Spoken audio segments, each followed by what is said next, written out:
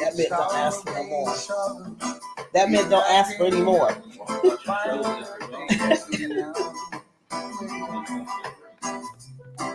Sometimes I contemplate and wonder what's the problem. Though I try so hard, I just can't get along. Hey everybody, I'm just waiting for some people, the co-hosts, to come on. Well, the other host. And I don't know the truth. So tonight we're going to talk about bride price and dowries. Where I'll be free. Yes, I take me over to the valley. It shall find me. I'll be free. So how's everybody doing this Saturday? I hope everybody's having a great Saturday. I'm going to give it a couple more minutes and then we're going to go ahead and start. Oh, face was shiny there. I hope everybody's having a great weekend, great Saturday. It was a nice Saturday here in Ohio. So we're going to give it a couple more minutes, everybody. So we're going to talk about, like I said, bride price and dowry. And we're going to talk about how that actually affects the women in the diaspora, because that's what we really want to know. How does this issue, affect us as women in the diaspora, however you say it. So let's just okay. So hey, once again, I want to welcome everybody to Candid Conversations. On Candid Conversations, we talk about current and historical events that affect African American women, women in the Caribbean, women in the UK, any African women in the diaspora. We talk about that, okay? We talk about issues that affect us, okay? So tonight we're going to talk about something really interesting. We're going to talk about bride prices and groom dowries.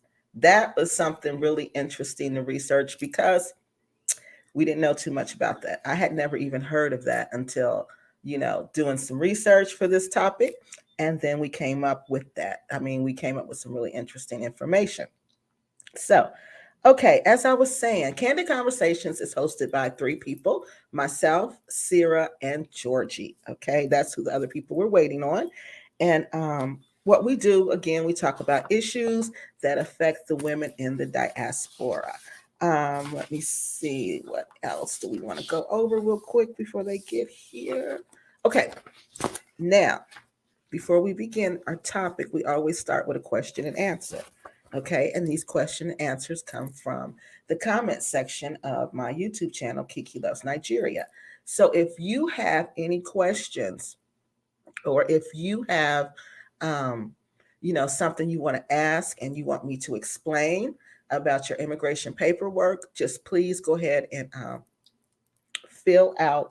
write the question in the comment section, and then I'll read it and I'll answer it. Okay, so here we go. Let me get something to drink real quick. Oh, excuse me. Okay, so this question is from a gentleman. His name is Yomi Balagun. I think I'm saying it right. Balogun. Okay, this was his question. He says, "Good day to you, madam. I hope all is well. Thank you so much for sharing this information. I really appreciate how you explain every simple thing. Ma'am, if I may ask, I would like to know if they're going to request a bank statement from the spouse in Nigeria at the embassy. Thanks and God bless." Okay, so this question, this person, Mr. Bolagun, I hope I'm saying it right. What he wants to know, he's the spouse, he's in Nigeria, his person is in the United States. He wants to know, when he goes to the interview at the embassy, does he need to bring a bank statement? Well, you don't necessarily need to bring a bank statement, but you can, bring a bank statement just to prove that, you have a life in Nigeria and that you're really just not trying to get out, because that's what they really want to see.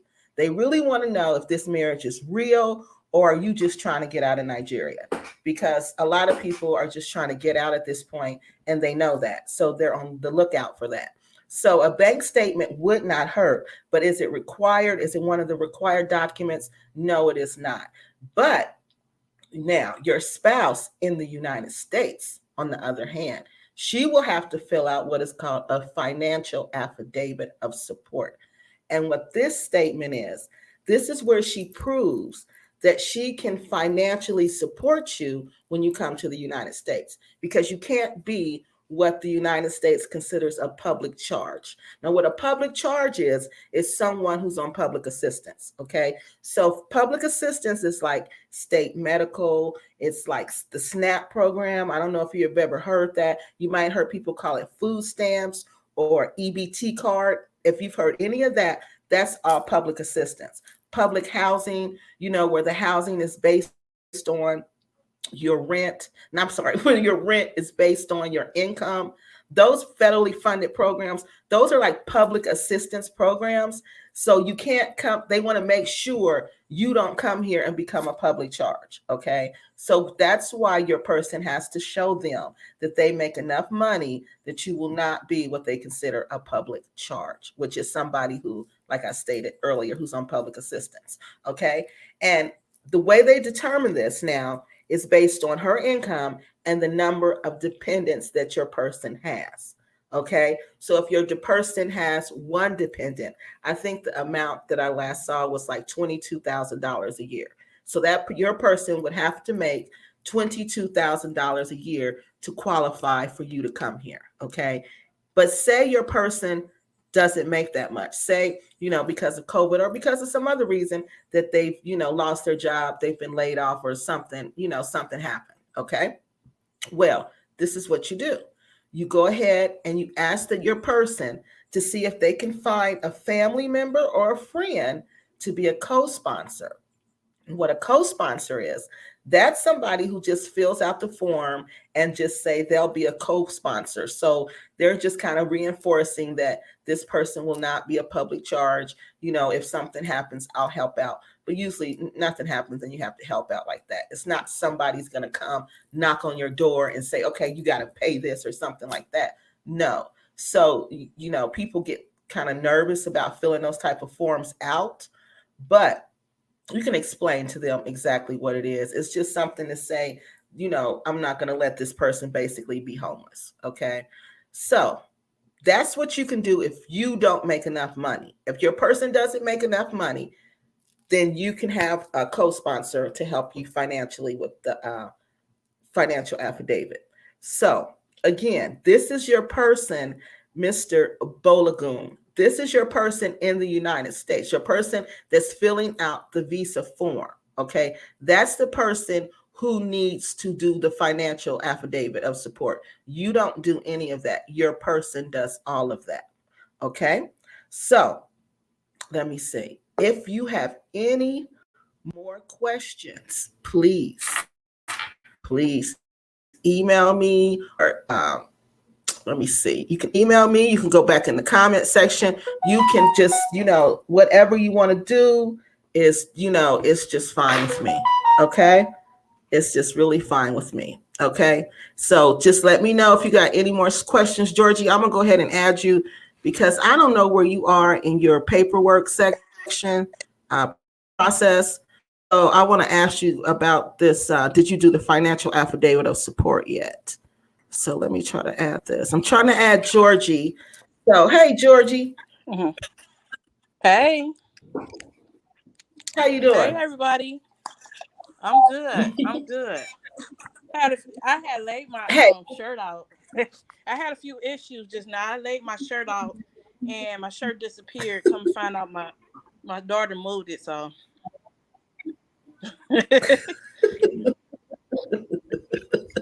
Yeah, I know how that goes. Crazy house. I can imagine. I know exactly how that goes. Georgie, have you guys started filling out any of your paperwork yet? No, we didn't get to that process, and I thought you would have to do it after the ceremony, the wedding, and the registry. Is that true? Mm. If you remember, we were saying it depends on which one you want to do. If you want to do the K1 visa, Mm-hmm. then you can fill Mm-hmm. that out before you get married. But if you want to do the spousal visa, Mm-hmm. then And what you got that's to what I do, want to do. I want to do yeah, if spousal. you want to do that one, then you do that one after the ceremony. Now, Right. remember, that one's going to cost more, and that one is going to, hey, Georgie, look on whatever you're on, however you Mm-hmm. get on to the stream, look and see if you got two windows open. You know what I mean? Mm-mm. I And close see. one of them. Let me see. Should I? You think I should go out and go Probably, back in? it stopped now. Sometimes you have two windows open, like on your, Mm-hmm. like if you're on your phone, you have to look and see like which apps are open. Oh, I didn't know that. You know what I So, mean? so, Because sometimes so. Uh-huh. when you have two of them open like that, it'll echo like that. Okay. Okay. So did it stop? So it's okay. But where were we at? Let's just keep going. Okay. So where were we? I forgot what we were saying. They started talking about that. Oh, the visas, As far as the spousal visa. the spousal Yeah, visa. that's the way I'm going, and um I guess I will have to start the paperwork after the fact, the Mm-hmm. registry and everything. You do.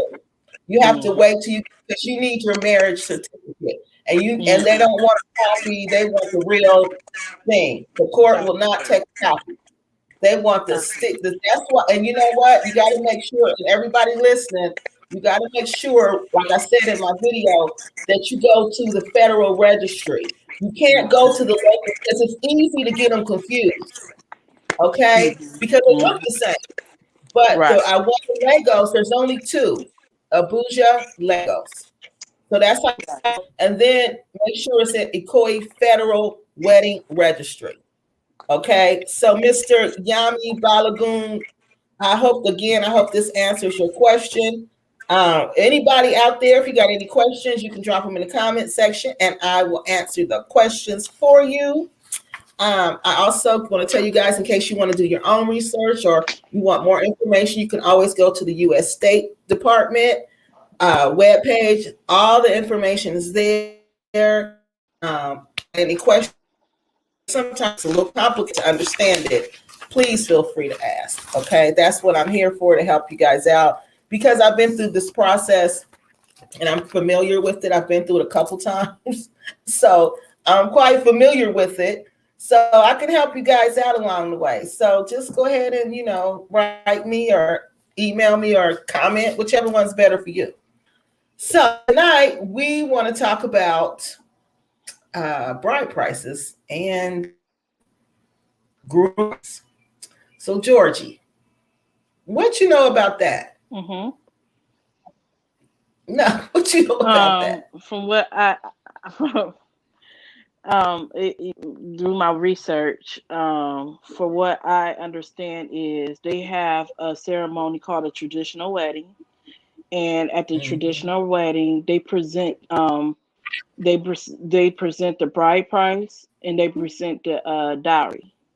Now, I noticed with the ceremony, every ceremony that I witnessed, that the first person is like they get a vendor, and the first person that enter into the vendor, it's first of all, it's a very big deal. It's a very big celebration. Um, but the first people that entered the vendor is Mm-hmm. the groom and his party.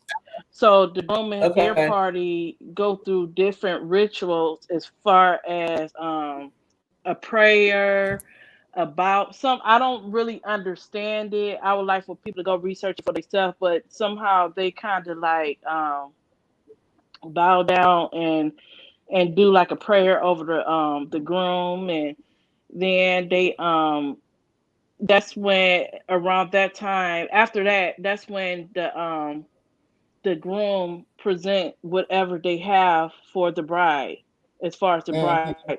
the bride price. And Yeah. from the looks of it, it looked like it could be like fruit and rice and just Mm-hmm. different presents. I think they ask for different things, so you can't really pinpoint exactly what they're going to ask for.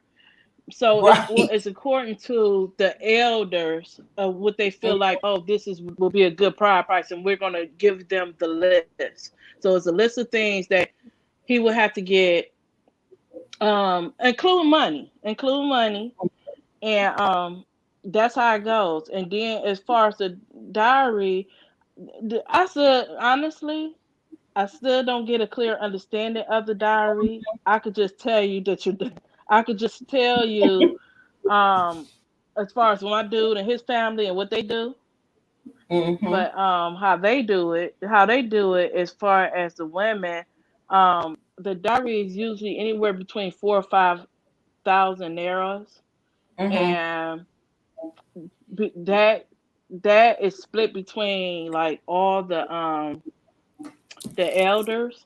But Okay. if I'll tell you this much. If they find out that you are a certain maybe type of foreigner, or if they or if you come from a certain region, that price most likely going to go up. Mm-hmm. So Mm-hmm. So so what? that's So tell us what group is he from? basically, What group is he with? What group is he with? What's his he's a ethnical group? Yoruba. I said, Yoruba. His I said, tribe, what Yoruba. group is he with? Yeah, like a gang. What's that he with? Like, who he down with? Right, who down with? No, he's Yoruba. But you know what? He's Yoruba. I was but before you did the research on it, did you know anything about it? Like, did you had you even heard of it before? I haven't heard of it, but when I gotta admit, like a year and a half ago, I had looked up. I had was researching about his tribe and Nigerians, and I came across the Bright Python Diary. So I asked him to explain to me what did it mean. He did explain to me exactly the same way, but when it back then, it's kind of like it was a bunch of, I don't know what he's talking about. I don't understand what he's talking about, but okay. But then the second time around, which was maybe like a month or so ago, he explained to me again exactly the way he explained to me before. And Mm-hmm. he told me the same thing. I kind of get it just because the experience of going to Nigeria and seeing how things work, I kind of get it more. Um, Uh-huh.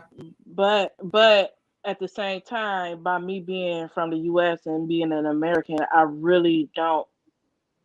I, I'm And respecting the fact that they do that. I respect his culture, but I still don't really get it.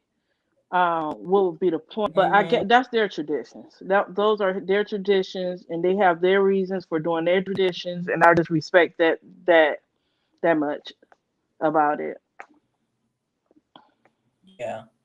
So this is what I found out Hmm. about it because I kind of remembered it when I was in school because I studied West African history. I remembered bride Hmm. price, but I knew what that was, but I couldn't remember the diary and especially a groom diary. So that was really interesting. So I had to refresh Hmm. myself. So I went on and I did with research on it. So both of them, they're two different things. But the thing about it, some groups, especially Hmm. in Yoruban culture, they use that word interchangeably. So that's why it's confusing because you'll hear bride price, bride wealth, and you'll hear diary, and they're all mean the same thing. But dowry can also And go to the groom. you're exactly right. You're Yeah. exactly right, So that's because even the first time when he explained it, that's what made that really confused me. So mhm. yes. Yeah, it was because it was confusing. I was confusing to me, and I had to keep going back through.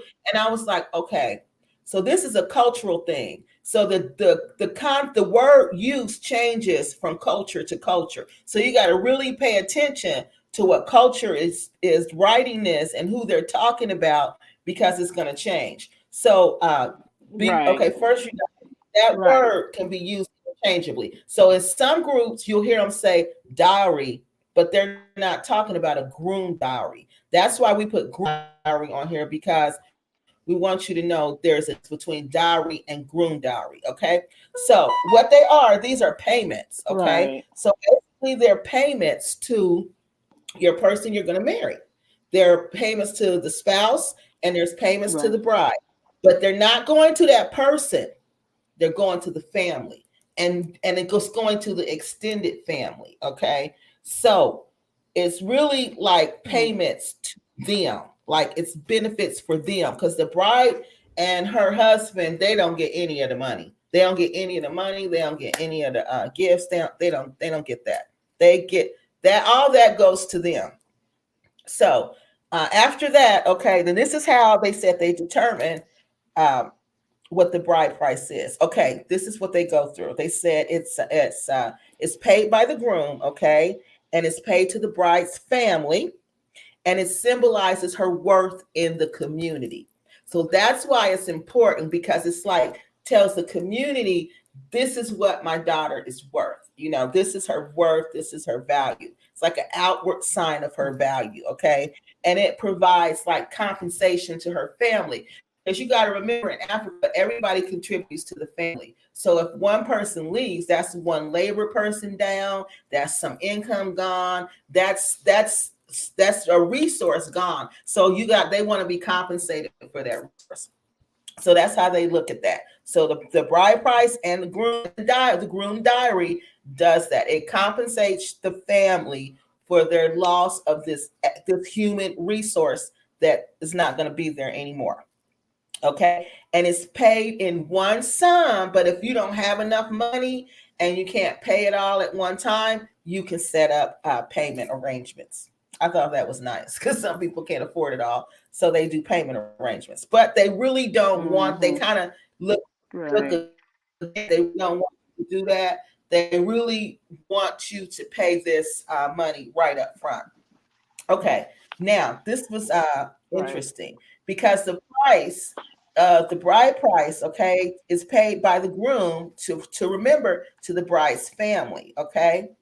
But the groom, he'll come in and say, this is what I want to pay. This is what I have to offer.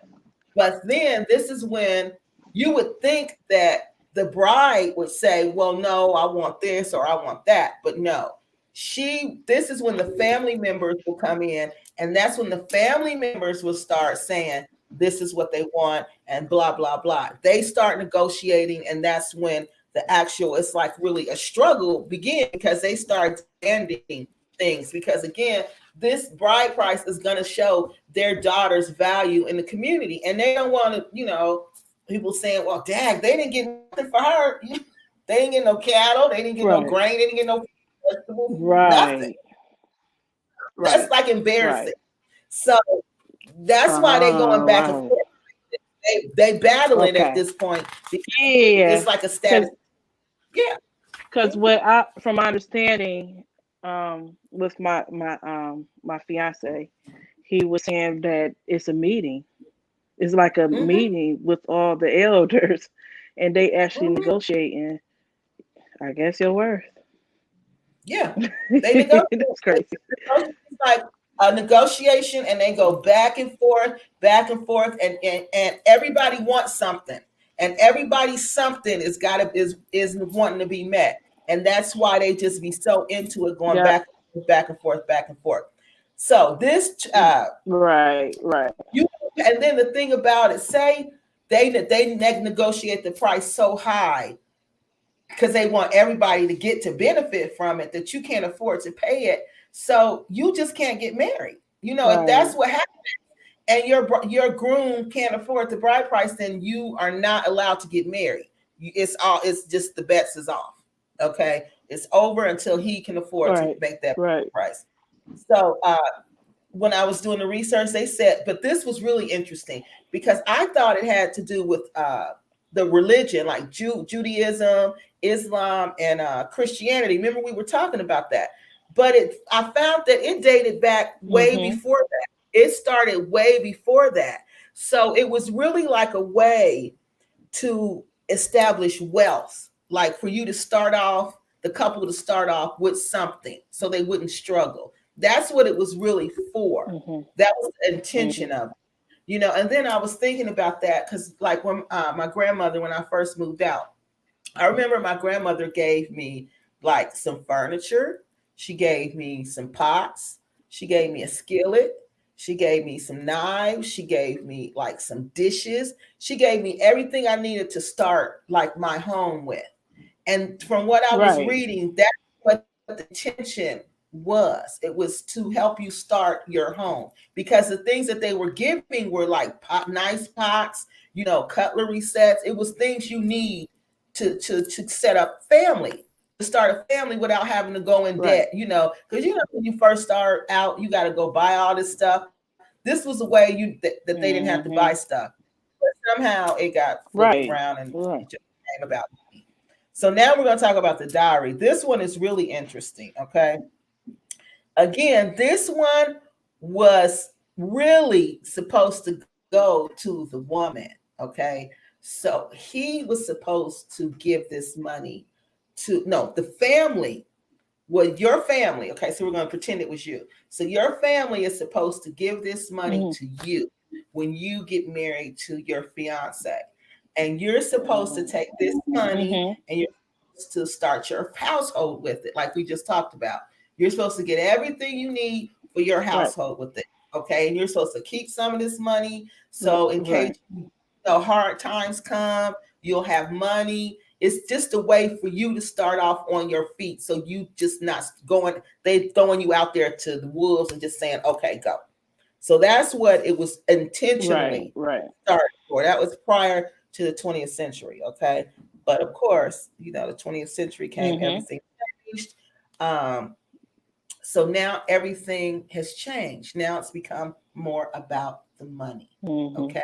So the demand now is for, we want money, again, because it's a status thing. Yeah. If I can get more cows, if I can get more, and people don't realize cattle is worth a lot. Like one of them cows, that's like 200. Hey, beautiful African queen. We talking about bride price and dowries. You got something? Give us some comments. I know you got something to say about it. Come on, give us some comments because I know you got some information. Tell us what you know about it. So, after that, so the demand, okay, where was I at? Okay, in the 20th century, now it's about money. Now it's about what we can get. Now it's all completely changed. And so the thing I also found that was interesting was that this groom dowry was only in like this cultural, it's called Murdoch's ethnographic atlas. Okay. And he did research on ethnic groups. He said only 3% of the cultures in the world he studied have this groom dowry.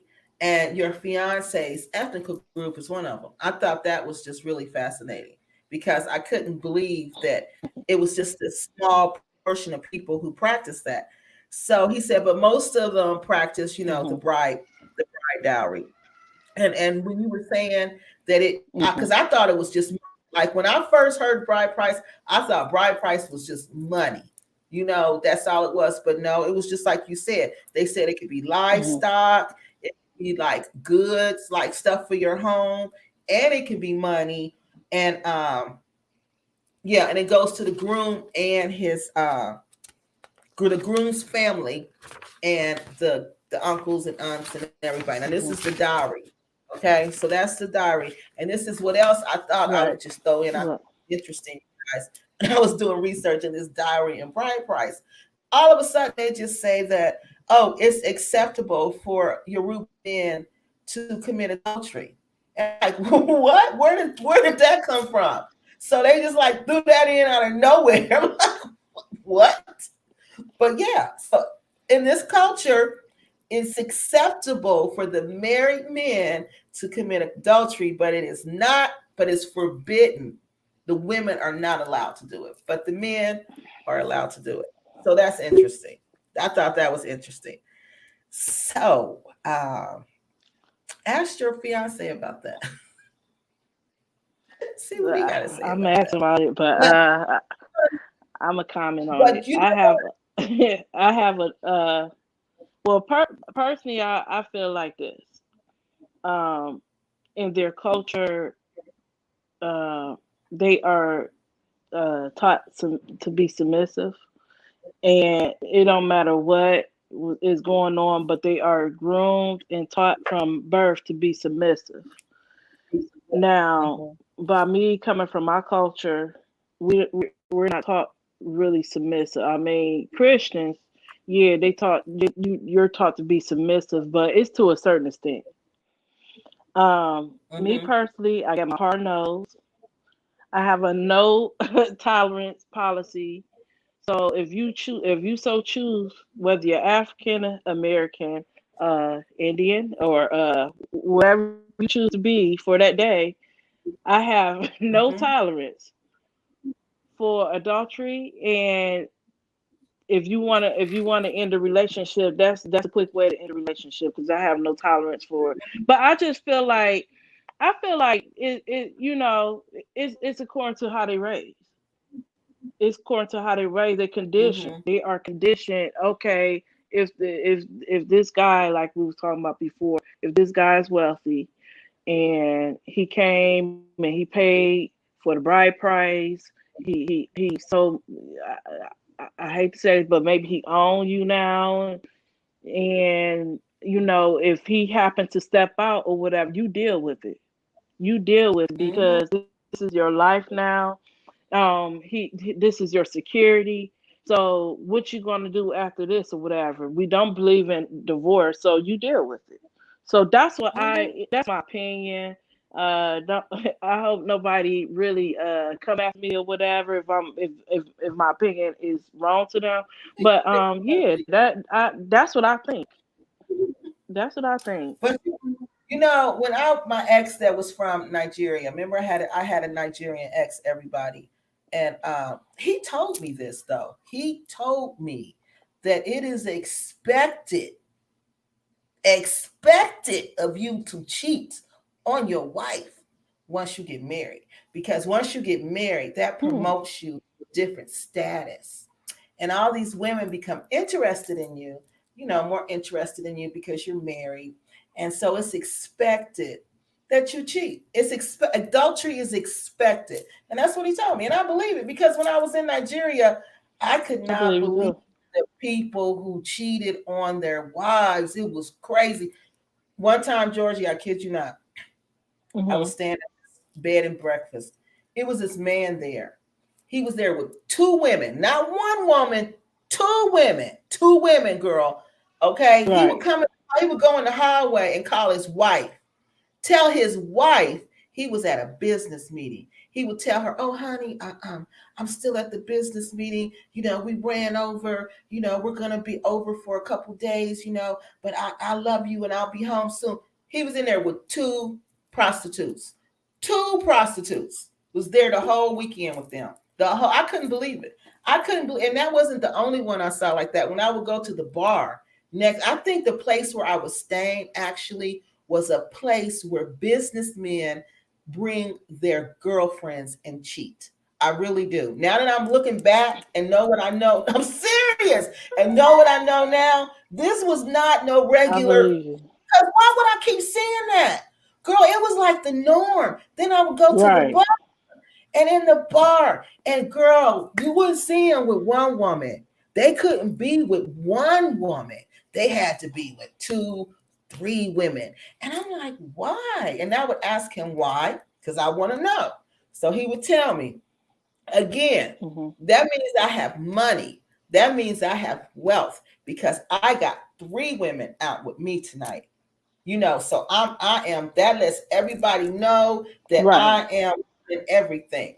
And girl, they'll pull up in these big trucks. They'll have like off-duty police officers being their bodyguards, and they'll jump out the cars, Wow. and next thing you know, I saw and that. they young girls.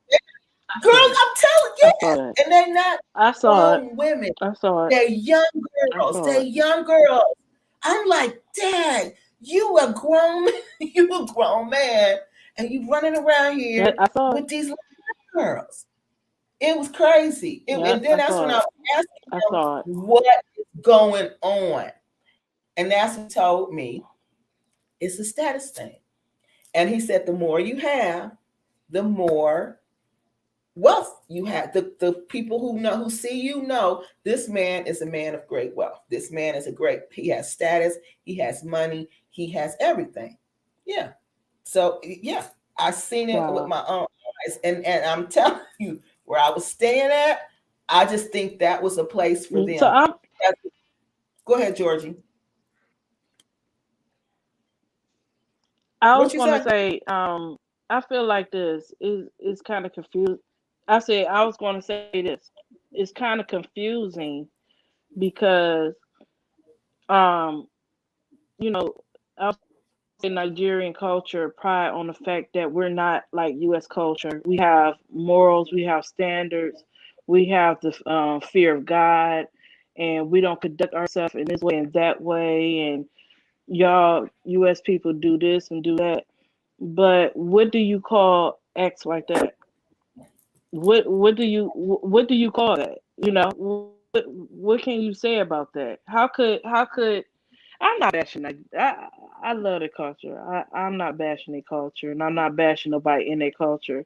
But it just gets really confusing when in 1 minute it's like it's reverence to be like, oh, y'all upstanding and y'all clean and y'all pure, and then in the next minute you saying I'm at this big status because I have like 6 women, 3 women on this side and 3 women on that side, and I'm confused. I'm confused. Yeah. I'm really confused. So yeah. I don't know. I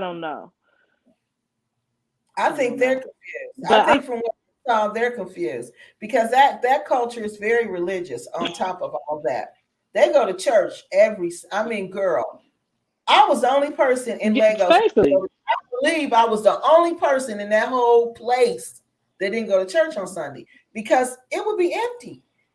That place would be crazy Saturday night, but Sunday, everybody at church. Everybody goes to church. Everybody goes to church. What y'all gonna be doing?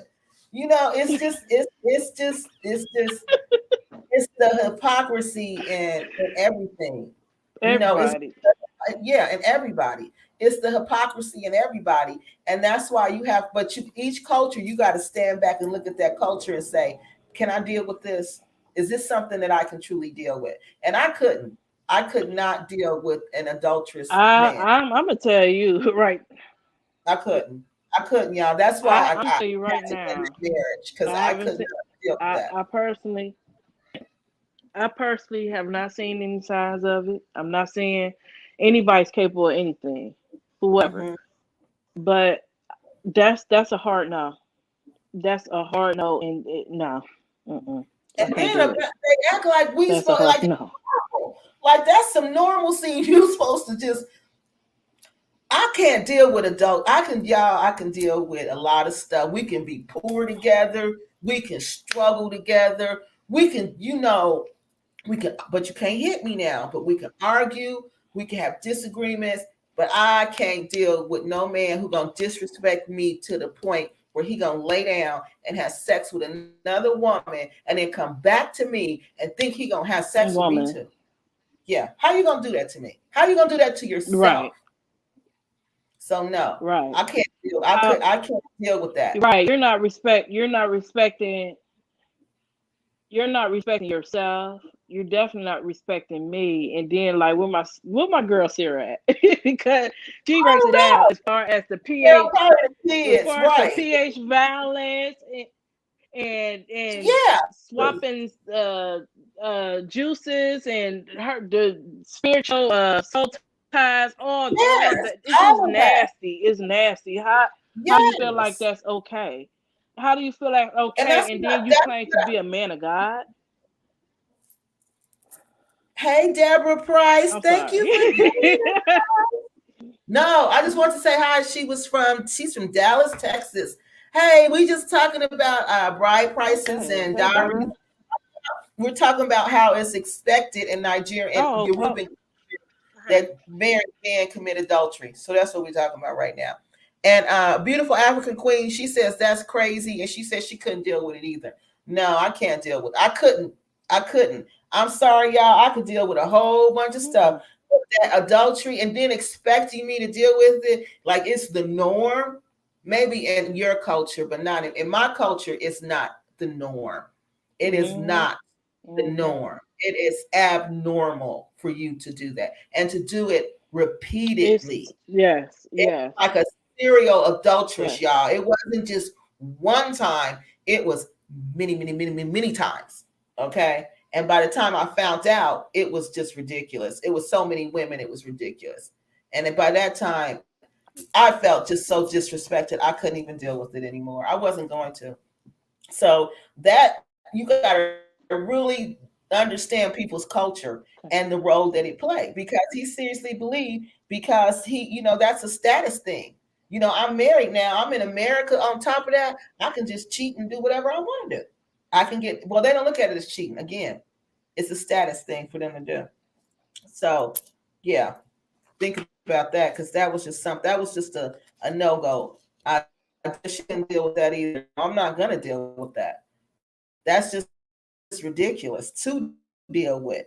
So let's go to the amount of dowry that the women will pay for the grooms. Okay. So for Nigeria in the Yoruban culture, it depends on the culture. So that culture is going to determine that. And your class. Remember, we were talking about your status in the community, your class, and your class or your income. Okay, Georgie got kicked off, y'all. She'll be back. So all that's going to determine how much they're going to negotiate with you. If they think you have a lot of money, if they think you come from people with money, they're going to ask you for more money. The price to negotiate is going to just go skyrocket. Okay. So you got to remember that. That's going to play a role in it. And that's what they look to. Okay. So dowry can consist of this. These are some of the things they can ask you for. Okay. So remember, it's not just money because I was thinking it was money. It is money, but it's more than just money. Okay. A dowry can be it can be furniture, property. Georgia. It could be property, like a house. You to buy them a car. They can ask you a livestock. Now, livestock people, excuse me, excuse me. People laugh when you say livestock. Hey, Tanya, how you doing? Tanya is here, Georgie. So people laugh Hey, when you say Tanya. livestock. When you say, "Oh, they want cattle," but you got to remember those cattle are worth like $200. So if somebody say, "I want cattle," give me 10 cattle. Just think about that. That's like $2,000 right there, because they Right, want to right, pass that cattle to those people, those family members in the village. They want to pass that right, out so they can get some wealth from them. And the last thing they can right, ask you for is cash. So cash is probably the last thing they want. They want stuff. They want things. Okay. And it's given. Okay. Again, the dowry has to be given. It's more commonly given before the marriage. You don't want to go into the marriage owing a groom dowry. So if you get into a relationship and you agree to pay your groom dowry, then you have to pay that. The best thing to do is pay that before you get married. Georgie, share with everybody what Femi, I mean your fiance said about what happens if you don't. I'm sorry. Said about um, what happens if you don't pay it. um, he didn't get Pacific.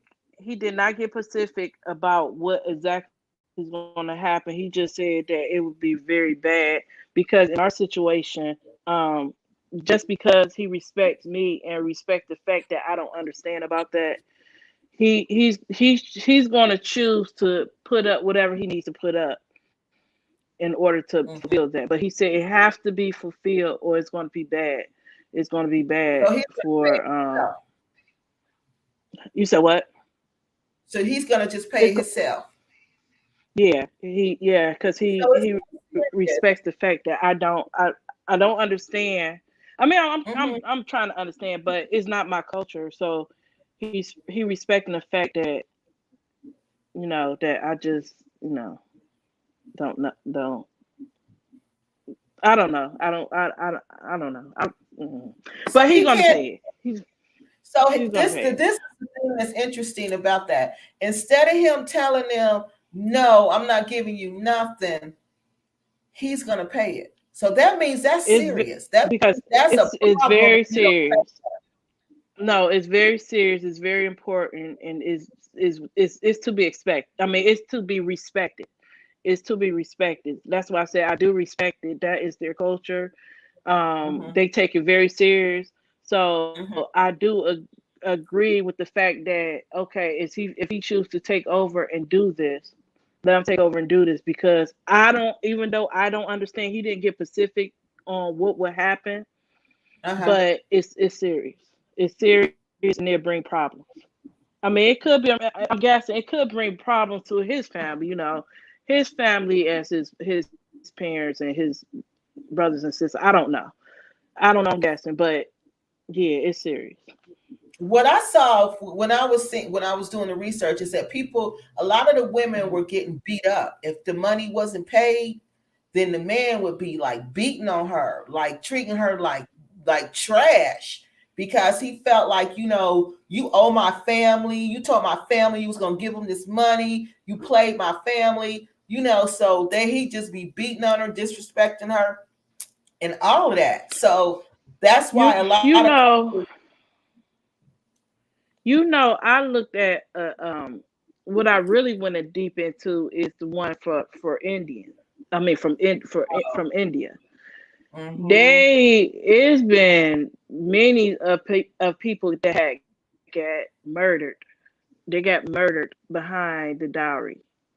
They got slaughtered. They got you know, or or harassment. mm-hmm. Just harassment to the fact that to the point where it seemed like the people probably go in depression, can't live with themselves because Mhm. of the dowry. I Yeah. don't want to go that way. I don't want to go that way. It was bad. It It's was like, serious. It's scary, and and I if they think couldn't it's very pay it, high. I it think it's is. very high too. Mhm. In India, it's very high, and yeah, it's serious. It's serious. Yeah, and if they don't pay it, they get some of them were burnt, set on fire. I don't know what that is all about, but they set them on fire. They throw acid in their face. It's crazy. It's like now they It's want to crazy. kill them. They want to torture them because it's like a Mhm. disgrace on their family. So yeah, Yeah. and India, it's really, really that's really bad in India, y'all. It's It it's it's is. bad. It's It's bad. real.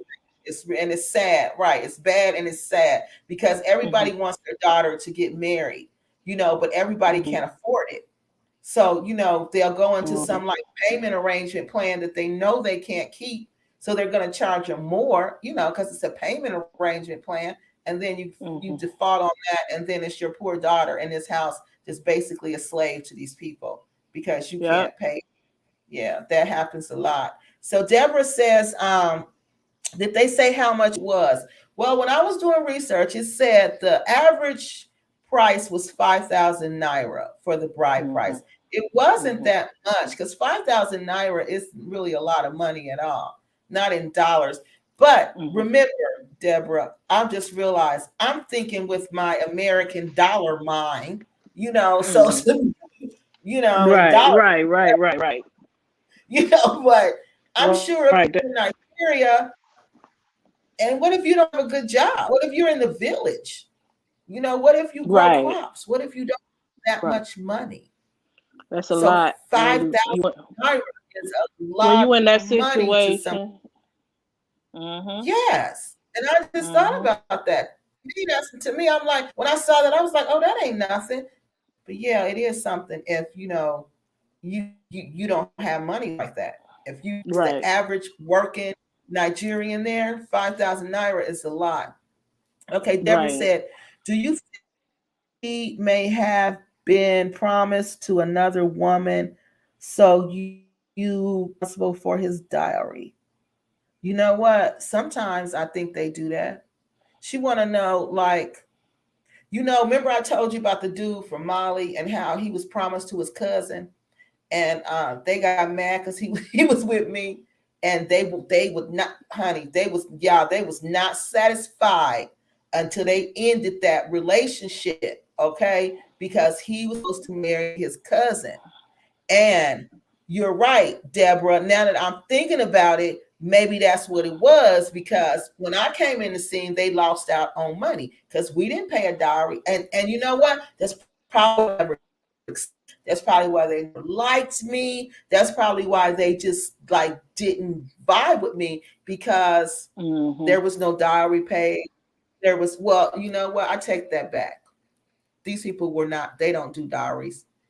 They don't do dowries, so they wouldn't have got anything. But I think in some cultures, that probably is the situation. If these people wouldn't have It's got anything, like Kiki.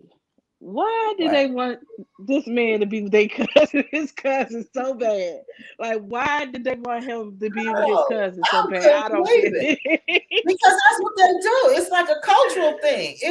And he was like, since I would hear him arguing on the phone with them about this, and I was like, what? Well, since she was a little girl, she was promised to me, and blah blah blah blah blah.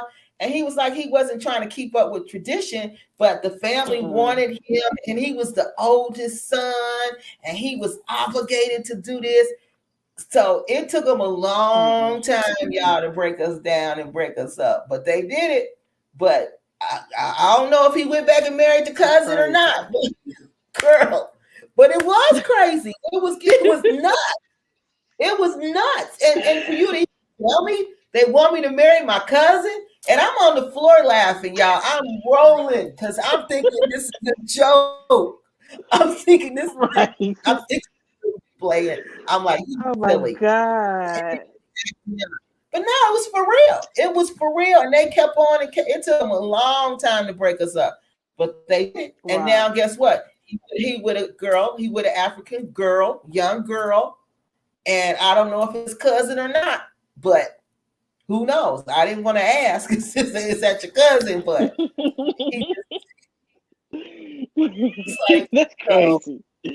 That's I'm for crazy. real. I'm for That's real. So, crazy.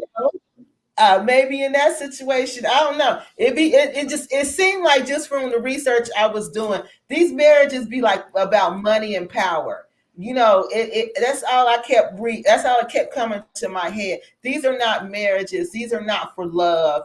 Nobody was in here was in love that I was reading about. Because people Mm-hmm. that how are you going to be in love with you arranging my marriage with my cousin? I don't want to marry my Right. daggone cousin. This is Right. 2000. This is 2000s. This is not 1800. We can get on Right. planes now, and we can fly around the world, and we can meet people from different cultures. We don't have to marry our cousins anymore, y'all. So, you know, Ooh, ooh, ooh. Oh my God. That's I'm crazy. serious. But I'm That's just so crazy. serious because it's just, but if you want to marry your cousin, ain't nothing wrong with that. But don't condemn. I'm serious. If you want to be traditional and marry your cousin, then nothing's wrong with that. But don't condemn somebody who don't want to do that. Don't hold Right. them to that like they try to do. Right. Like, I married my cousin, so you got to marry your cousin. No, Right. don't Right. do that to people. Let people grow and be who they want to be. So that's the part about the cousins. So yeah, Deborah, it could have been that situation. In that situation, I think that was more about alliances and power, because the Right. dude I was with, his dad like a judge, and his dad had a status, so the family had a lot of status. And this cousin's family didn't have much, status, power, or money, or nothing. So that was what that was about. They wanted to upgrade her. Beyonce's song, "Let Me Upgrade You." So it seemed like marriages is a quick way to upgrade you. So that's what that was. That was it was Right. an upgrade. Right. So, Right. and again, if you don't pay the dowry, the male dowry in the Yoruban culture, this sect that practice this, the wedding does not occur. So if Georgie's fiance doesn't, if he wouldn't agree to pay the dowry, the groom dowry, the wedding could not occur. It could not, and under no circumstances could it occur. Okay, so then I said, okay, so what about the Muslim culture? Do they do male groom dowry? They don't do a groom dowry, but what they do a dowry is they give their wives gifts. When they get married, they give her a gift. And in Islam, they don't require, Islam to me, it was so much about the money. It was a real small amount of money, but it seems like from what talking to different people that part is changing too, and that is the gifts in Islam, the bride prices in Islam are going up also, and they're going, people are demanding way more money than they should, just so they can come up off this marriage stuff. And so that was the end of what we found. Okay, so we found a lot of interesting things. It was just a lot of interesting things. But it really goes down to like the marriage to me, from what I got, Georgie, tell me if you felt like this after you was doing your research too, that it was like a business deal. It wasn't like we're in love and we want to get married. It wasn't like that to me. It was like these people who don't know these people are playing games with these people's lives. They're setting rules for people's lives. And that part, I had a real hard time grasping that and understanding that, because again, it's my Western mindset. I'm Black, I'm African American, but my mind is a Western mindset because this is where I grew up. This is where I was trained. So to me, that doesn't register. So, what did you think about that? I agree. I felt the same way, and I guess it is my mindset, and that's probably why I kind of slightly kind of protest against it, Mm-hmm. because I just it do seem like it's real business, and it seemed like, what, okay, y'all want to come together, but we got to get our cut. It's kind of like, how the mafia people do. You gotta you gotta they go around. Okay, you got your business here in on this block, but you know what? You're gonna have to cut us something because you got this business on this block, and that's Like, how and that's how I see it. That's how I saw it. That's how I saw it. But on the flip side of it, if you've been doing it, if it's tradition, you've been doing it, I respect it. But mm-hmm. that's how I felt. I'm sorry. That's how I felt. And Yeah, I just, but then when I talk to people who actually live in these cultures, y'all, because that's how I can understand, because my mind won't let me. So I got to talk to somebody who actually lives in this culture and understands this bride price and this dowry stuff. So what was he was explaining to me is what it is, it's really to show that this man is strong enough to take care of you. Okay. That if this man can't afford to pay whatever it is that they asking, then he's not really strong enough and he's not mature enough to take care of you. And if you enter into something as important as a marriage with somebody who's not even responsible enough to go out and hustle you up whatever they're demanding, because at this point you got to go into hustle mode to get all this stuff. So they want to see if you're going to hustle to get this stuff, or are you just going to say forget it and just gone about your business. I So believe, Kiki, I believe that makes a lot of sense. I mhm, agree 100% with that, and that makes a lot of sense. And yeah, I can see that. I can see that. yeah, that's what I can after see. he was explaining it to me like that, I was like, you know what? You're right. Because a lot of times Mm-hmm. when we get, I'm sorry, we let our feelings guide us here. We're so guided by romantic love, and we don't Mm-hmm. realistically look at the situation and say, but yeah, is he Mm-hmm. gonna be able to take care of me? Is he gonna be able to Mm-hmm. do this for me? Is he gonna hustle hard for me? Are we gonna hustle hard together? Or if it get hard, he gonna just disappear? You know, Mm-hmm. some people don't look at relationships like that. They just go for, oh, I love him. Oh, I feel like we can conquer the world together, but they don't look at the reality of it. So I think this, some of it is good because they look at the reality of it, but you can't really focus on reality when you deal with love though, because love is an emotion. Can I And add something? Can I add yeah, something? It's kind of like this. You know how the saying go: if you work hard for whatever that you work, for your possessions, you value it. But when it comes easy, or if it comes for free or whatever, you don't value it. So maybe even the, right. like you said, the hustle part of it, and you working hard for that, you kind of could sit back like, I work hard for this relationship. I paid this, I gave this, or whatever. I love this person or whatever. And maybe you will value the relationship more if it's that way versus just getting it for free or just not really working for it. I don't know. But and another thing I want to add too, that I what I did notice that for what you gotta really, it really depends on which family you're marrying into, because for different families they have different traditions and different rules. So it really depends on what, like it may be general, like the dowry and the bride price may be general, I mean with the Yoruba, but it depends on what family you're in, is how they set Mhm, their rules and how they set their traditions. So that's also you got to take into consideration. mhm.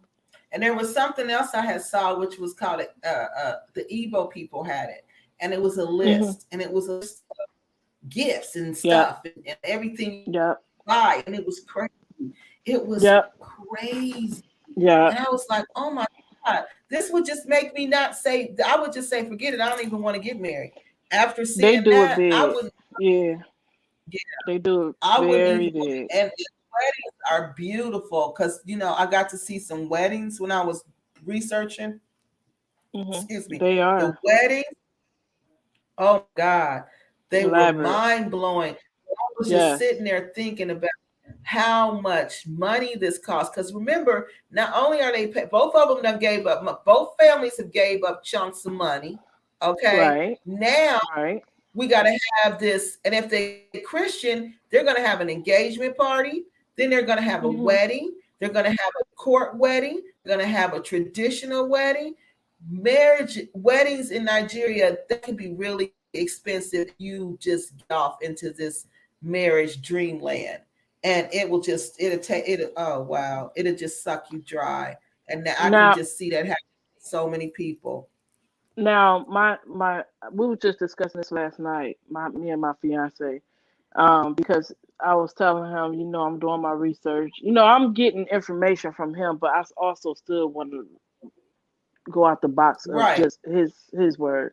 But he said it's a right, choice. He said it's a choice whether or not you want to do it big. You gotta realize it depends on that couple and what they want to do at the end of the day.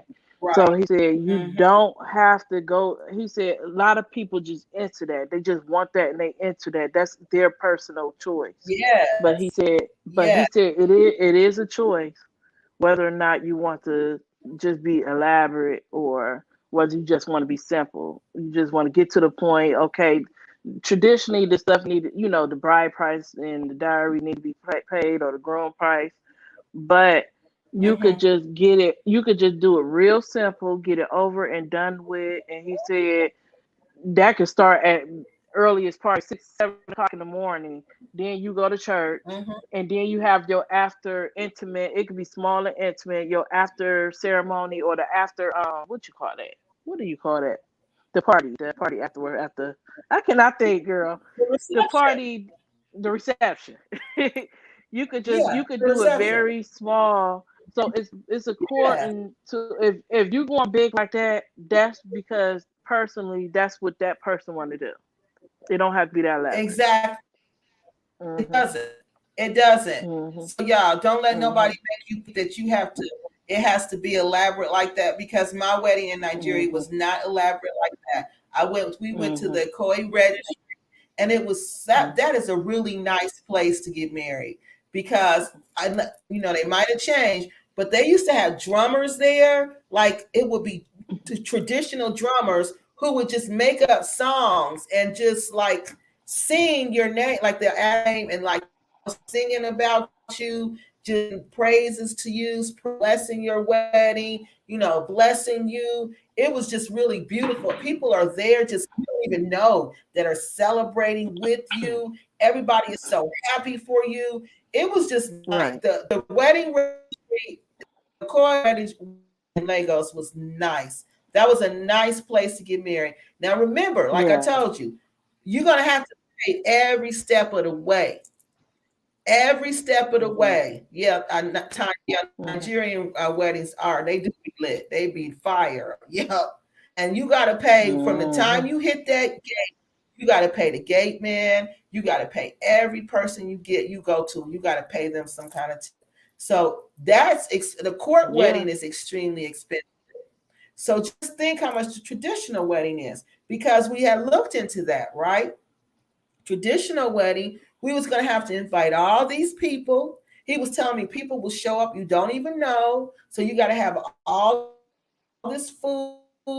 You got to have all these drinks to pay for people to come from out of town. Okay. So if somebody come from out of town, the village people will come. You got to pay for their transport, and you got to pay for them a place to stay. So Wow. nobody can afford that. I mean, I'm going to spend my money like you said, they will want that. I'm not going to say no one can afford that. Some people will want that. If that's what you want, then that's fine. Don't get us wrong. You can have whatever you want. It's Nigeria. But just remember, you got to pay for it. Nigeria is pay to play. Okay? Well, you can play whatever you do over there, but you just got to pay for it. Okay? So it's up to you. So this, when I was doing the research, this is some questions I came up with. Because ultimately, we want to know, okay, this is interesting, but how does this impact us as Black women in the diaspora? Well, because we are married to and we date African men, this is going to affect us, okay? So this is some things I came up with. Does this cultural practice really, does it conflict with what we believe as true romantic love? Like the practice of uh, people outside of you, like outside of you and your spouse, like people you don't even know, sitting down, deciding how much you got to pay to get married, deciding if you're deciding your future pretty much. Because if they price too high, it's going to delay your wedding, and that's the least it will do, is delay it. The worst it could do is no wedding at all. So how does that conflict? Georgie was lost, y'all. She'll come back on. How does that conflict with um, how we believe here in the West? And that was the thing that kept coming to my head, that this is nothing like what we believe. And I wonder if this plays a role in, the culture clash that happens when you marry Africans, because you will have those cultural clashes. And I'm just going to keep it real with you. You're going to have those cultural clashes where your culture will just run into each other and you won't know what's going on. And that happens. And that's what I'm saying. I think it has to do with the fact that we believe in romantic love. Well, on the other hand, they grow up and they're trained to be part of this business deal, a business deal that they don't have any say in. So when we come to them with this romantic love and we're expecting them to romantically love us, how can that be when that person hasn't experienced that, when that person hasn't even seen that? Because if their marriage, here's Georgie's back, because just think, if their marriage is arranged, the fathers, everybody this your person has been around in their life, they haven't seen romantic love. They've just seen these business deals where you get a wife or you get a husband. They don't see people falling in love and, just doing what we do here. They don't see that. So I think that ultimately causes a lot of issues, because once we don't feel that romantic love, well, I know me, I'm done with the whole thing. Because if I don't have love in my heart for you, I can't be with you. It's just, I'm wasting my time.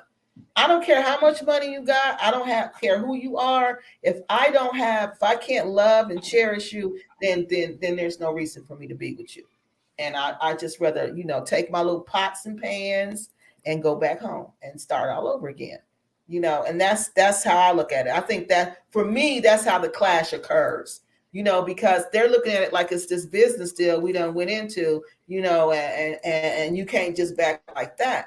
But see, remember, for me, well, at least certain ones, there's no bride price. But in Africa, they can't do that, because guess what's going to happen? They're going to want that bride price back. If you want to get out of that marriage, that business deal, you got to give all that money back. Yes. Queen Lovin, she says, I feel like for them, it's more commitment, but on our level, it's more love. Yep, exactly. That's what I mean. It's a business. It's going to work every day. I'm committed to going to work every day. It is. It has nothing to do with love. It's like a routine. I can't do the routine. You got to give me some love. Yeah, I got to have love. I can't have that routine stuff. I don't care how much I'm getting paid to be part of the routine. Right. I can't do that. If you're not loving and cherishing me, then we can't get down with the get down. I'm sorry. We just can't do it. We can't do it. So George, what you think? What you think? Do you think it conflicts that whole concept of how they see marriage as this deal? Everybody, and we see it as just a love.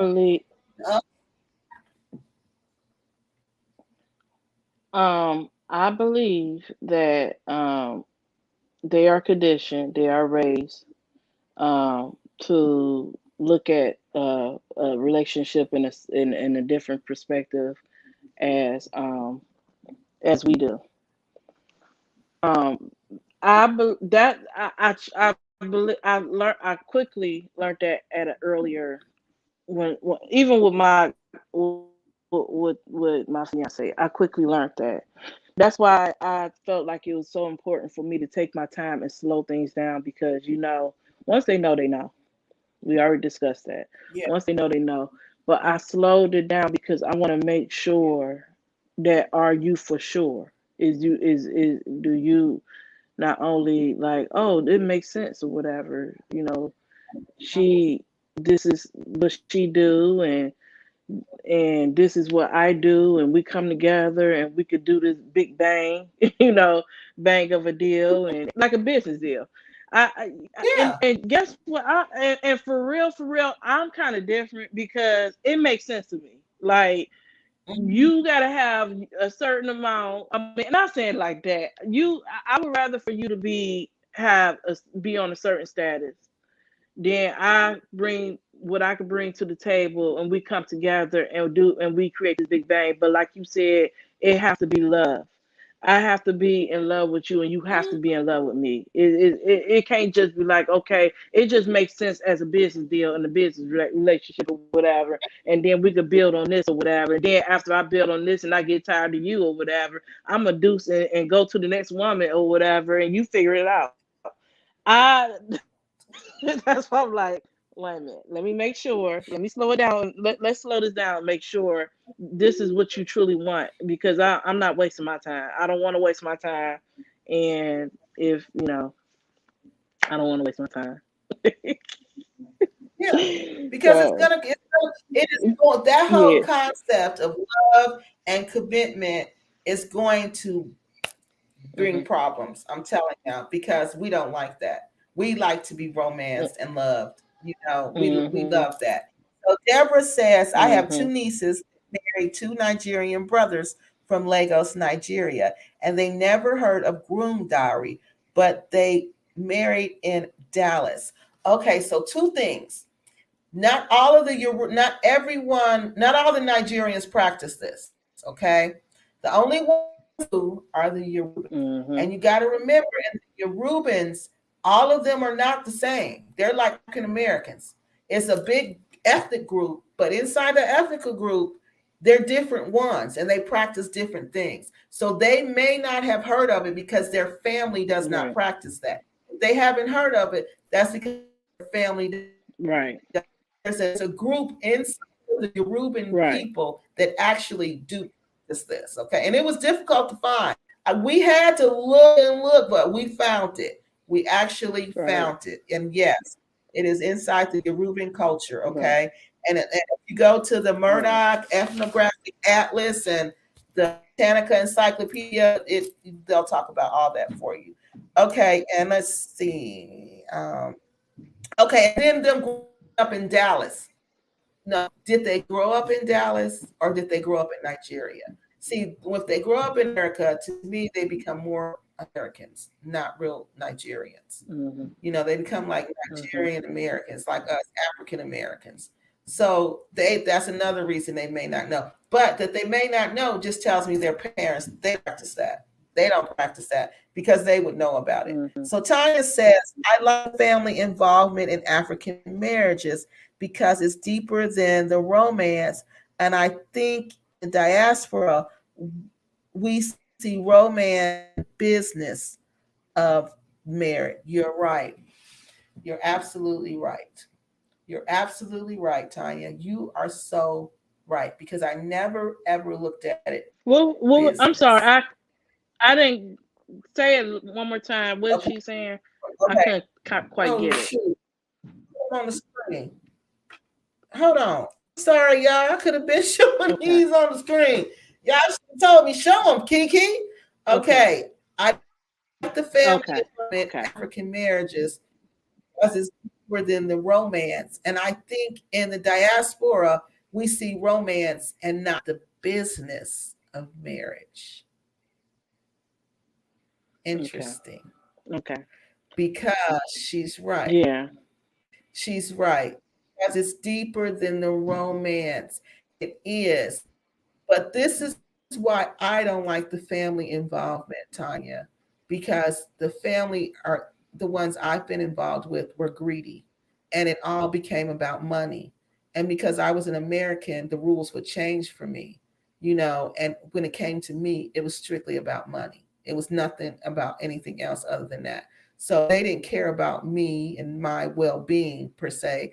They just cared about what I could do for them and what I could bring, you know, what money I had. So I didn't like their involvement. And then to me, like most of them want them to be with their people, you know, and they kind of work to make that happen. So, and this is the ones I was involved with, okay? They would kind of sneak behind your back and it would be the women, you know, the sisters who would, you know, be lying and keeping stuff going on. So some family involvement I think is good because you can't really not be involved with their family. But I think it's just like here. You know how you have your family involved, but then you don't tell them everything. So I think it's good to have them involved, but I think you got to hold back like a little stuff. You can't tell them everything and have them 100% involved. It's just like here. What you, Georgie?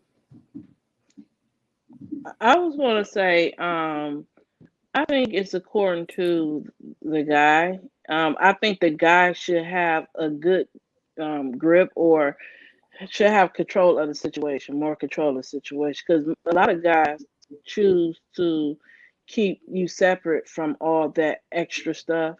Like they want you, naturally, they want you to be involved with the right type of guy, want you to be involved with the family, and they want you to bond with the family.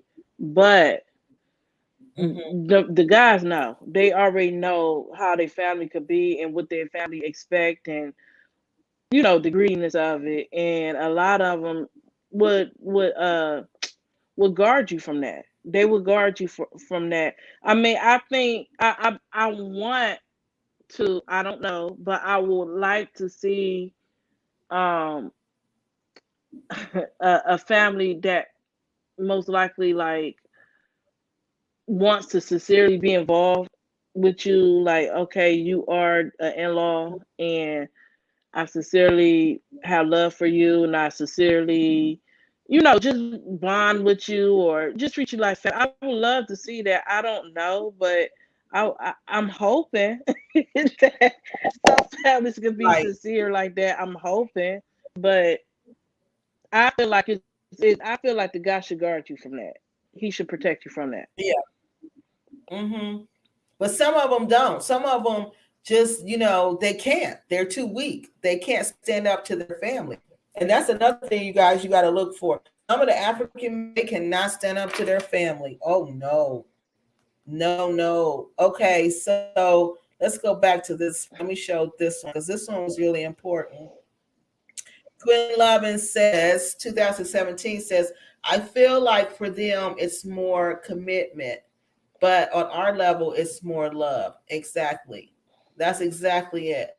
So like we were saying, it's like the commitment is just a commitment, and it wasn't love. And some people can function in that, but I Right. can't function in that. Not for long periods of time. I can't. I just can't do that. So Mm-hmm. says they grew up. She says that the brothers grew up in Nigeria. So if they grew up in Nigeria, then they probably don't practice that. Like their ethnic group, their family, they don't practice it because if they knew about, if they practiced it, trust me, they would know because they teach you since you're little and you hear about it. You'll hear people talking about it. You'll see people coming over when you're little, and all the uncles, and you start going to the village, Mm-hmm. so they would know. But it's not every group in Nigeria that practices that. Yeah, every group in Nigeria does not practice. Mm-hmm. Okay, let's see. Mm-hmm. Tanya says, true, never tell the family everything. That's a cup rule. Yeah, so remember that, y'all. Remember that. Because you'll meet some in-laws that's going to be nice. You really will. But don't tell, just like you wouldn't tell your mother everything, don't tell them everything. And you and your husband you and your person agree to that. It's really important that you form a partnership with your husband. And that's the business part now, Tanya. I agree with that part. That business part, commitment part, that needs to be between you and your spouse. You need to form a business relationship right away, a commitment to each other right away. And when we got issues, we're going to deal with them issues. We're not going to take them outside of this house, and we're going to work them out. That's really important because Let if me not, that culture going to come in and it's going to be bad. Go ahead, Georgie. let me add to that. I know this lady. She's been married to her Nigerian spouse for 22 years, 22, 23 years. And Mm-hmm. I spoke with her. I mean, very wealthy people, prestigious people, known around the community in Nigeria. So Mm-hmm. I was asking her, "What is your secret? What's your secret? How did you remain? You know, how y'all remain in a good relationship for so many years?" He said, "Keep your families and your friends out of your business."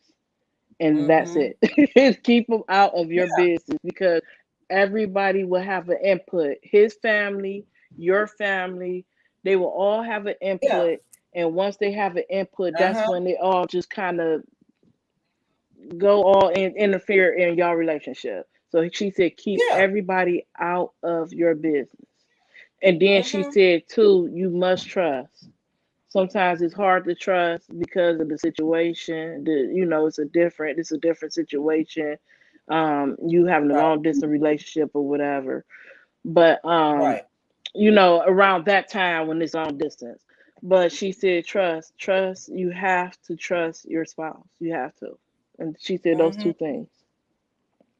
And Yeah. she's so right because you know what? That's something that I was just really, asking myself Hmm. about is why, okay, if you don't trust somebody, Hmm. why would you be with them? Just think about that. Why would you be with someone Right. Right. you feel like you Right. can't trust? You know how much heartache Right. you about to put yourself through? How Right. many sleepless nights you about to go through because For some reason, you with somebody, you stand in a situation with somebody that you don't trust. So if you don't trust this man, if you feel like you can't trust this man, then y'all, the best thing to do is cut him loose, cut your losses, and walk away. Because you know what? There's a whole bunch of And African move men. on. It ain't like America where it's a shortage. No, no. I'm talking about Africans. No, it's not a shortage. It's not. It's a You can pretty much, yeah, you can have your pick. Okay. So please don't think, oh, I got to stay in this relationship and, oh, I ain't going to meet nobody. No, no, no, no. You'll meet somebody for else. the It's a whole, people for the people that never been to Nigeria. You would never believe how many men is around girl, just standing in a girl. line. You go what I'm gonna Yes, say 20 miles, and it's just men just standing in line, just girl. standing in it's, You said it's just standing in a unbelievable. line. Yes, y'all. I'm for Yeah, real. they're And just standing in line. You drive and they just y'all, and standing they in be, line like it's unbelievable. Unbelievably. I can't even count. I can't. It's impossible. I It's know. impossible to count. And And that y'all, let me and tell that could you, be just they're one little nice. area. Yeah. Mhm. Yeah. Yeah. They're nice looking Yeah. men. They're well dressed men. They're Mhm. educated men. Mhm. It's yeah, you got I'm telling y'all, Mhm. you gotta go, but don't go to Africa just to meet a man because that's where you're gonna mess up. Go to Africa because you Right. pray and tell God, Right. you go on a mission of self-discovery. I'm for real, y'all, for real. Because Right. Right. God Right. realizes Right. that on your way to self-discovery, you discover love. Okay. You gotta just because that's what self-discovery is Right. about, love. Right. So you gotta learn love. And so you'll meet people Right. along that path that will show you what love is and will show you Mhm. what love is. So, but you gotta go to see for Yep. yourself because what we see in these Africans in the United States, Yep. y'all, that's nothing compared to what y'all gonna see over there. These y'all need to go over there and see for real. Just go and see for yourself what Africa's really like. It's a And I beautiful want to place. add, and I want to add that it's best to pray and ask God to lead and order your steps because all Yeah. Nigerian men are not created equal. They are not created equal. There are some good men out there. She said But that. on the flip side, there are some doozies out there. There's some doozies out there, but there's some good men out there. So they all not created equal. So you just gotta keep them. You just gotta pray. You gotta pray. You have to pray and ask for You guidance. do. You Hmm. do. And then if you meet one that's a dud, Yeah. then he just a dud. Okay, then just move on and get you somebody else. Because don't think, oh, he's a Move dud. on. All Nigerian men is a dud. No, he was a dud. And just move on and meet you somebody else. Mm-hmm. Don't develop this Move whole, on. oh, I can't stand Yeah. Nigeria. Oh, I can't stand Nigerian men. No, that man you can't stand, and that man was a dud. Okay. So Quinn Lovin, you says I'm going Monday and I'll see. Where are you going Monday? Tell us where you're going. You going to Nigeria? If you're going to Nigeria, Quinn Lovin, tell us where you're going in Nigeria. And please, when you come back, make sure you come on the show so you can tell us all about your adventure. So you can tell everybody Mm-hmm. everything we said is true. Because it really is, y'all. And it's not Right. that expensive to go. Your most expense is going to be your ticket. But you pay all that money to go to the The plane Caribbean, ticket. you pay all that money to go to Florida, you pay all that money to go to California, but you won't pay money to go to Africa? That's ridiculous. That is so Mm-hmm. ridiculous to me. Right. And your money is worth so much Right. more in Africa than it is in the United States. So it's like in the Right. United States, you're just Right. hustling backwards. That's what you want to do. I don't get that. So okay, that was Yeah. question number one. The next question I came up with is how in any way does bride price or the groom diary, well, we just talked about that, it turned it into a business deal and a financial transaction Mm-hmm. and a financial come up. So it was Right. like people were people like just because I'm gonna get some money. To me that's what it was. Oh, she going to Nigeria. Where are you going to in Nigeria? Tell us what city you going to. City. What state? Lagos? You going to Abuja? Bari? Where? Emo State? Where are you going? Ogun State? Ogun State? Tell us. We want to know. So it just looked like it Right. was a financial come up because that was another thing that my ex from Nigeria told me, right? Because it was this movie star. He was Mm-hmm. really a nice movie star, right? But his wife was not beautiful at all. You would expect him to have a beautiful wife, right? And I noticed that they were not married to beautiful women. And I said, well, why is he married to her when he could have anybody he wanted? You would look at them and you would think they didn't even look like a couple, okay? So this is what he Mm-hmm. explained to me. He said that marriages in Nigeria are not about love. They're about who is best for you. And I'm like, what you mean who is best for you? Well, who's best for you? Who is best for your situation? Who is best to help you? Who is best to basically help you come up? Okay. So that's why you'll see these really nice looking men with these women who don't even look like they belong together because that was a come up situation. And this man was a movie star and he So always was so cheating on his wife. Yeah. It's a come so up. let me say this. Let me add this, or let me question. Give you a question. Mm-hmm. So, do you think that foreigners are wild cards? Do you know what Yeah, I I think mean that's by a a come wild up. card? Tell me what you mean by Because wild card. It might be different right, than what right. I'm I mean, this is what I mean. The fact that with the foreigner, is an assumption, especially with a particular type of foreigner, that they have I. Mm-hmm. money. They have Mm-hmm. money. They might have status in their country. They have lots of money. They're gonna pay lots of money. They're gonna pay a lot of money to the family. So Mm-hmm. with this particular group, I ain't trying to start nothing. But with these particular group, they come in. You always see them Uh-huh. in the presence of giving. They always in the spirit of giving, charity, this, that, and Mm-hmm. the other. So I just feel like a lot of Africans, the continent people, the continent African, Nigerians, all these people, they see these people coming, and these people are giving to the cause. They see them as being rich. They see them as being giving. Oh, they would give. So yes, I could be in love with these group of people, and they are wild cards. Mm-hmm. Uh, right Mm-hmm. along with foreigners, period. Right along with somebody, average person like me or whatever. They probably see foreigners as the wild card, whereas it doesn't. Okay, whereas somebody from their culture, somebody from their culture, is okay if he married her, but not her because they won't be a good fit because he got something and she don't. Maybe they more better fit, so they both could come up. Or she got something and he don't, so maybe they're better fit. I don't know. I don't know how it go. I could be wrong, but I'm just saying, going back to the foreigners are the wild card. Yeah. Those are But yeah, the draw fours. the I no, just four. feel like I don't know. That's how I feel. I That's think how I feel. if we're looking at this from the way they're And I'm looking not at saying it, that for all situations. go ahead, I'm not Jordan. saying this for all situations. I'm just saying. You just see people. I just observe and see people, and you be like, how is they a couple? Not trying to judge nobody, but it's just like it's day and night.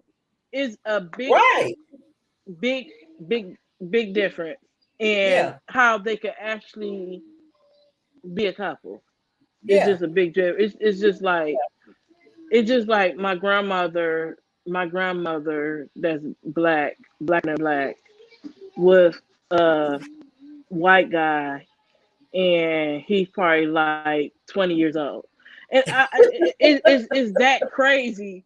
No, you be no. like, what? It's Yeah, like that's what I'm saying. you be like, what? And it's like it's just that crazy. And it's And, like and it's accepted. It's yeah, accepted in their culture. And then if you ask about it, I ask about it, it's like, well, love is love. Love is yeah, love. And anybody can fall in love and everybody deserves love and love is love. And it's like, come on, like what? right. Like But really? you looking like you know So that I dude just when feel you like talk to her. these are the wild and I feel like when it comes down to you got your rules and your culture, but when it comes down to situations like that, it is like a wild card. Like it's allowed, it's accepted. Oh, that's beautiful. It's a wild card. Hmm. What you think, Kiki? I think that when it comes to foreigners, from I just think not Mhm. everybody, because you all African people are just totally different. You know, you can't judge them just like all Black people and the African American people are different. You can't say we all the same. But I think that Right. they really, so I think some of them Mhm. look at us as a come up. I really do. I really do. I think they look at us as a come up. Mhm. I really seriously do. I Right. think that, and that's not to say they don't love us. That's not to say that they don't want to be with us. But that's to say, like Tanya was saying, they're looking at it as that business aspect, that commitment aspect. You know, what am I committing to? Am I committing to somebody who ain't gonna be able to help me do Mhm. nothing but be a burden on me? Or am I committing to somebody that I think I can financially, hustle and come up? So I think that's how they look at it. But I think that But whole you know what? adultery stuff, I think that's where But the you know game get what? messed up. Right. Right. And I feel like this: if that person is happy, if they happy with one another, I bless you. You know, I bless it. So Right. I don't have nothing against it. But if I also, well, that's a whole nother video. That's a whole nother that's a whole nother show. But you know, some people get hurt. Some Some people get people what? hurt by that, and They do, long as they ain't yeah. get hurt, hey, you like it, I love it. Yeah, a lot of people will get hurt. Except You, that's what I'm saying. The women in the diaspora can get hurt by that because they're gonna think that you love them and not that you're just a business deal, not that you're just a commitment. We're not gonna think that. We're gonna think this man is in love with me, this man wanna be with me. No, no, he looking at you as a business deal. exactly, exactly, Yeah, and that's the reality. And I'm not exactly. saying all of them are like that, but you got to be on the lookout for who looking at you as. Some of them may love you truly, but look at you as a business deal. But I'd rather Right, have, that's different than this person is just a business transaction and I'm just gonna hustle and come up off of her. That's completely different. So right, that's what I think they look at us as. right, right, I think again, you right. gotta be, you can't judge them all by the same. You can't say all of them are the Yeah, same. You gotta really intermingle with people. You gotta have African male friends, not friends that you sleep with, not boyfriends, but just guy friends that you talk to, who will yep, open up and tell you stuff because they're gonna tell you what you need to know. yeah, Yeah, it's really important you have yeah. African friends. You I gotta have agree. African friends because if you don't, man, you're gonna just be lost. You're I not gonna 100% know. agree. Yeah, you're not gonna I know. 100% agree. I So 100% agree with that. yeah, that's Hmm. yeah, I agree with that. So Quinn Levin is going to Lagos. Good. So Quinn Levin, I don't know where you're gonna stay. Okay. Are you gonna stay on VI on the Victoria Island, or are you gonna stay on the mainland? Let me know. I want to know where you're going to stay. Hmm. I got some suggestions place to go to. But it depends on what you want to do. Okay, so the third one I came up with was how, if in any way, should this cultural practice be applied when Africans marry members of the diaspora? So This was the question I came up with. So when African men marry us, should they apply this bride price rule? Should diaries be applied? Should this cultural practice just be ignored when it comes to us? What do you think? Should it be ignored? Should they continue it? Should it be applied? Should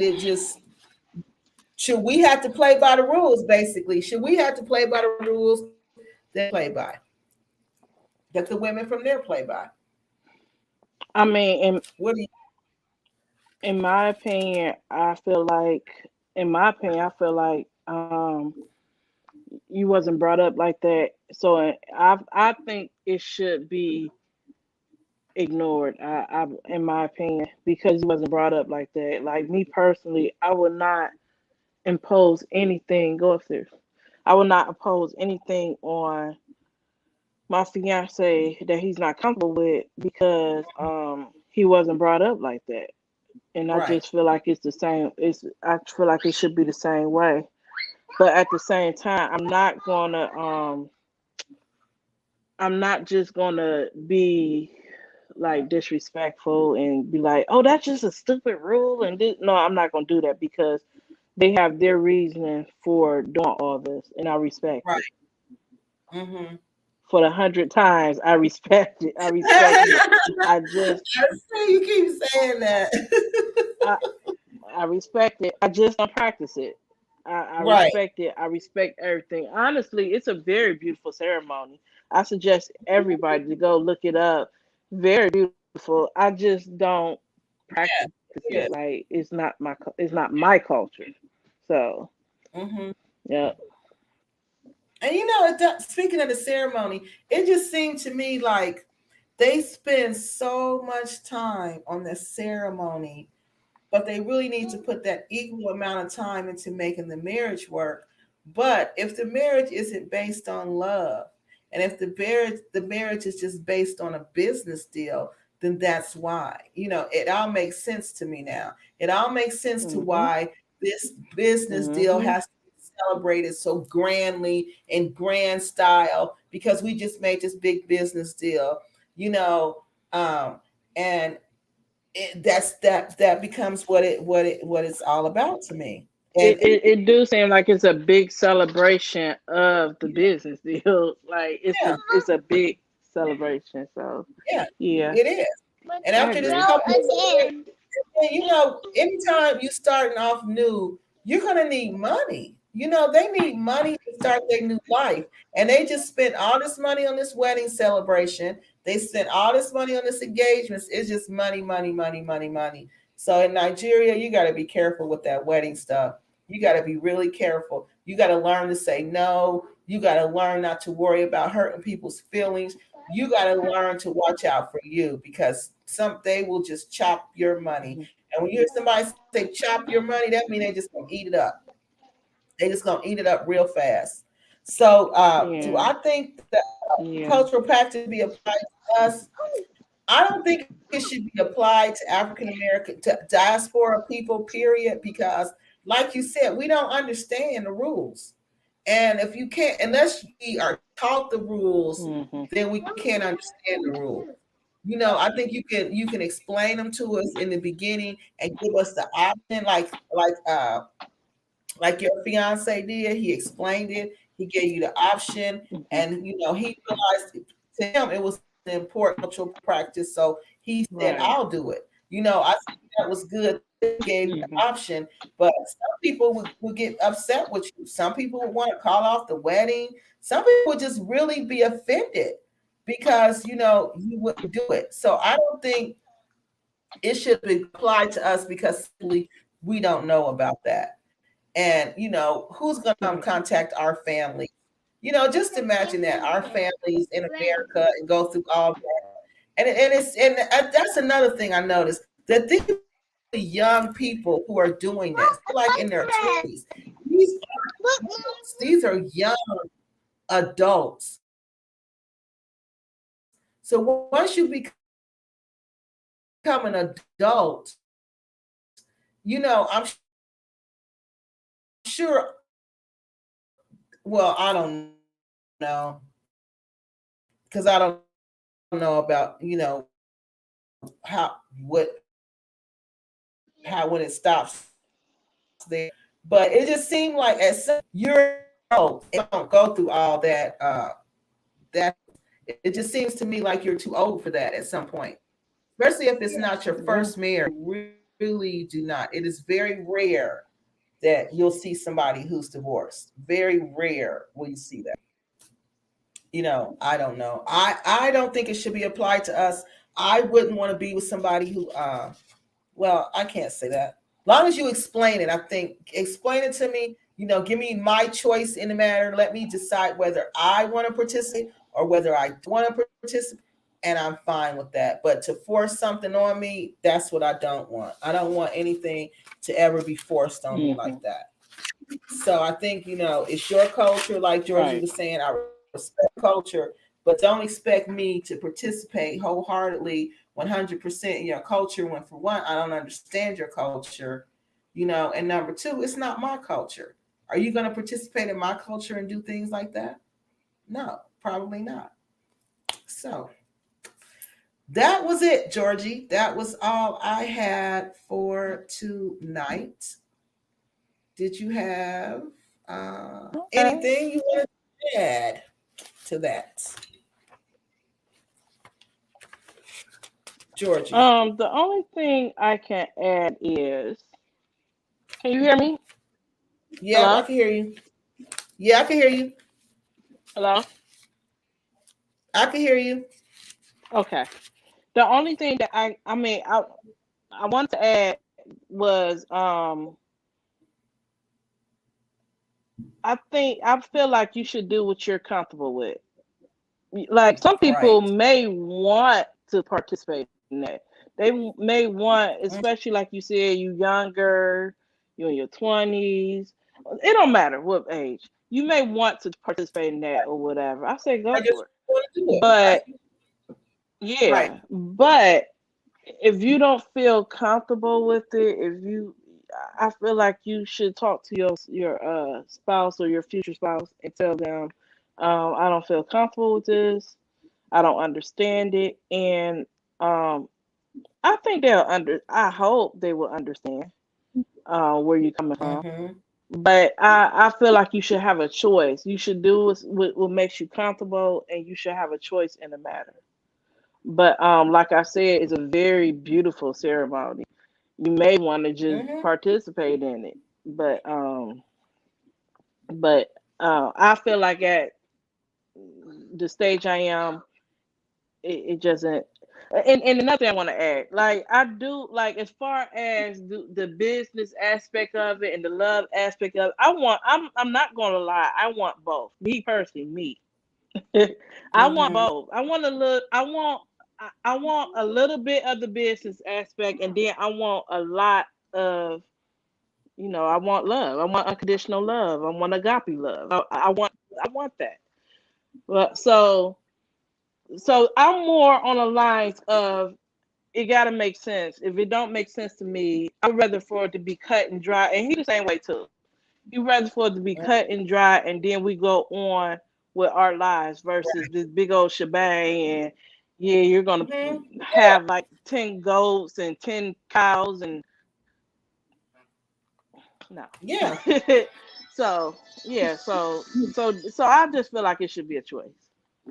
And It then, should be a choice. when you can't get what you need to get after the big celebration is over because you didn't spend all your money on all this and all that, who's gonna come bring you some food then? Who's gonna come help you out then? Are those Right, same right. people gonna come, or are they gonna laugh and talk about you because you spent all your money doing this and doing that for them?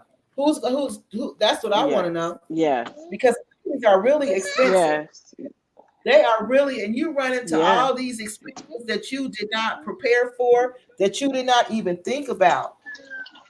So, and I know, and Hmm. especially in Nigeria, Yeah. because they charge you for every little single bitty thing, y'all. Everything, They will charge you. everything, Okay. So everything, it's just everything. really expensive. So to add this bride price and this groom diary stuff on top of that, no. I mean, I don't know how they're paying for weddings over there. I don't know how they doing it. I don't know none of that because when I look at those weddings, all I see is dollars, dollars, dollars. Just unbelievable dollars. Yeah, Then yeah. That's what with I would. Georgie, did they how I would. they would First of oh, all, did you notice that? I want to know what is the pricing of all this. What is the pricing of all this, and then compared to a traditional wedding, our traditional wedding in the U.S. What is the difference in the price? Is it cheaper to have a wedding in the U.S. or is it cheaper to have a wedding there, a traditional wedding there? I would really like to know that. What is the difference in I the think price? think it's going to be cheaper in Nigeria to have the wedding because Hmm. your money is worth more for one. So you're gonna get more for your money. And number two, you gotta remember what we said, Nigeria is pay to play. So you can whatever you want there. So if you want to have something small, you Right, can right, have right, something right, small. Humongous, you can have something humongous. right. Go out to the beach, the big beach party reception. You can do that free. You could just tell everybody come out to the beach, and you can have a whole reception party out on the beach, and there's no charge. So it's ways to Yeah, you can do things there. yeah. It's just up to you what you want to do. That was another reason why I really like Nigeria is because it was just like open to whatever you want. Whatever you can do, whatever you want, you can do there. Right, You can do, yeah. So I right, think right, that's the right, only thing that right, didn't right. So you just gotta. It's up to you guys. So let's see. It's up to you what you want to do and what you want to do. So you can have whatever. Talk it over with your person though, because see your person, they might not want you spending a whole bunch of money because they don't want people to know they don't want people to start looking at y'all for money. It says, "Hey sisters, good topic. I was wondering the same thing. Thank you, Miss right. Williams, because we were too. See, great minds think alike." And let's see, Miss Sharon Yes. Burgess. She says that sounds nice. Yes. So yeah, you're just gonna have to really be on top of what you want. And like Georgie was saying, if that's what you want to do the traditional route, you want to have the big shebang, then there's nothing wrong with that. It is nothing wrong with having the big shebang. Nothing at all. But no, price it in your Yeah. budget. Just get a budget for it. That's your only thing. Get a budget for it. But it's nothing wrong with having whatever you want to have. Whatever you want to have Right. that. Because, yeah, because you Hmm. can. You can. You just got to do a Yeah. budget for it. And you know, I agree. big shebang. What you say, Georgie? No, I was just saying I agree with you as far as the budget. You have to get a budget. Yeah, I agree. Mm, that's all. Save your money. Whatever you want, just save your money for it, and then get that. So it's not impossible. It's just the way you approach it. That's the whole thing about Nigeria. It's just the way you approach it. Africa, period. It's just the way you approach it.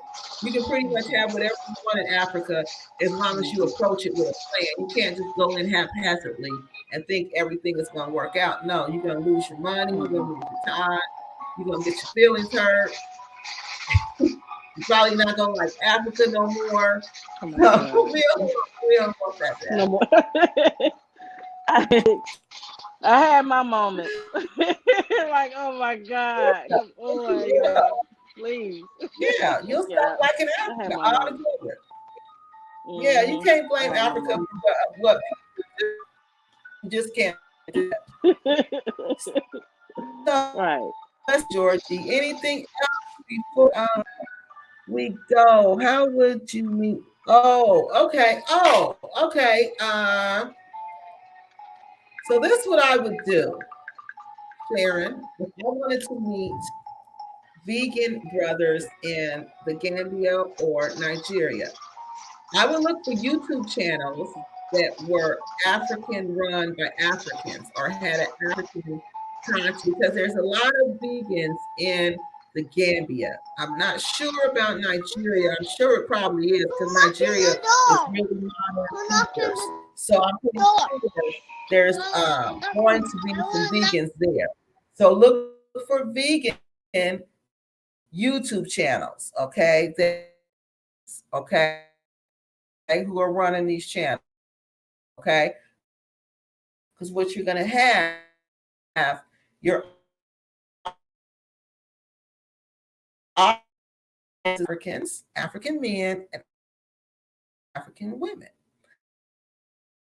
You know, don't like just be looking for somebody in the comment section, but just comment on the videos. Just start commenting the videos. You know, if you see some comment that you like, respond to that comment. Okay. And then that's how you too much because I just people go to the comment section and just strike up conversations with different people would meet somebody. Just like that. You know, but then use your natural powers and be alert. You are very welcome. You got to be alert. Okay. Go by your feelings. If you feel this dude ain't right, if you feel like something inside of you saying, oh, he's not right, I can't trust him, then back away. Because remember what we said, this is Africa. And it's a whole bunch of men there. Yeah, there's not a shortage, honey. There's no shortage. So if you feel like for some reason, you know, I talk to him, so if he says something that make you feel uncomfortable, then you follow through with that and just, you know, don't even waste your time no more. But that's how you meet people. And then you can meet people who are honest. You can meet people who are real. You can meet people who have common interests because those are the things you really want. Yeah. Right. Georgie, what you think about I think that when you're about meeting guys, yeah.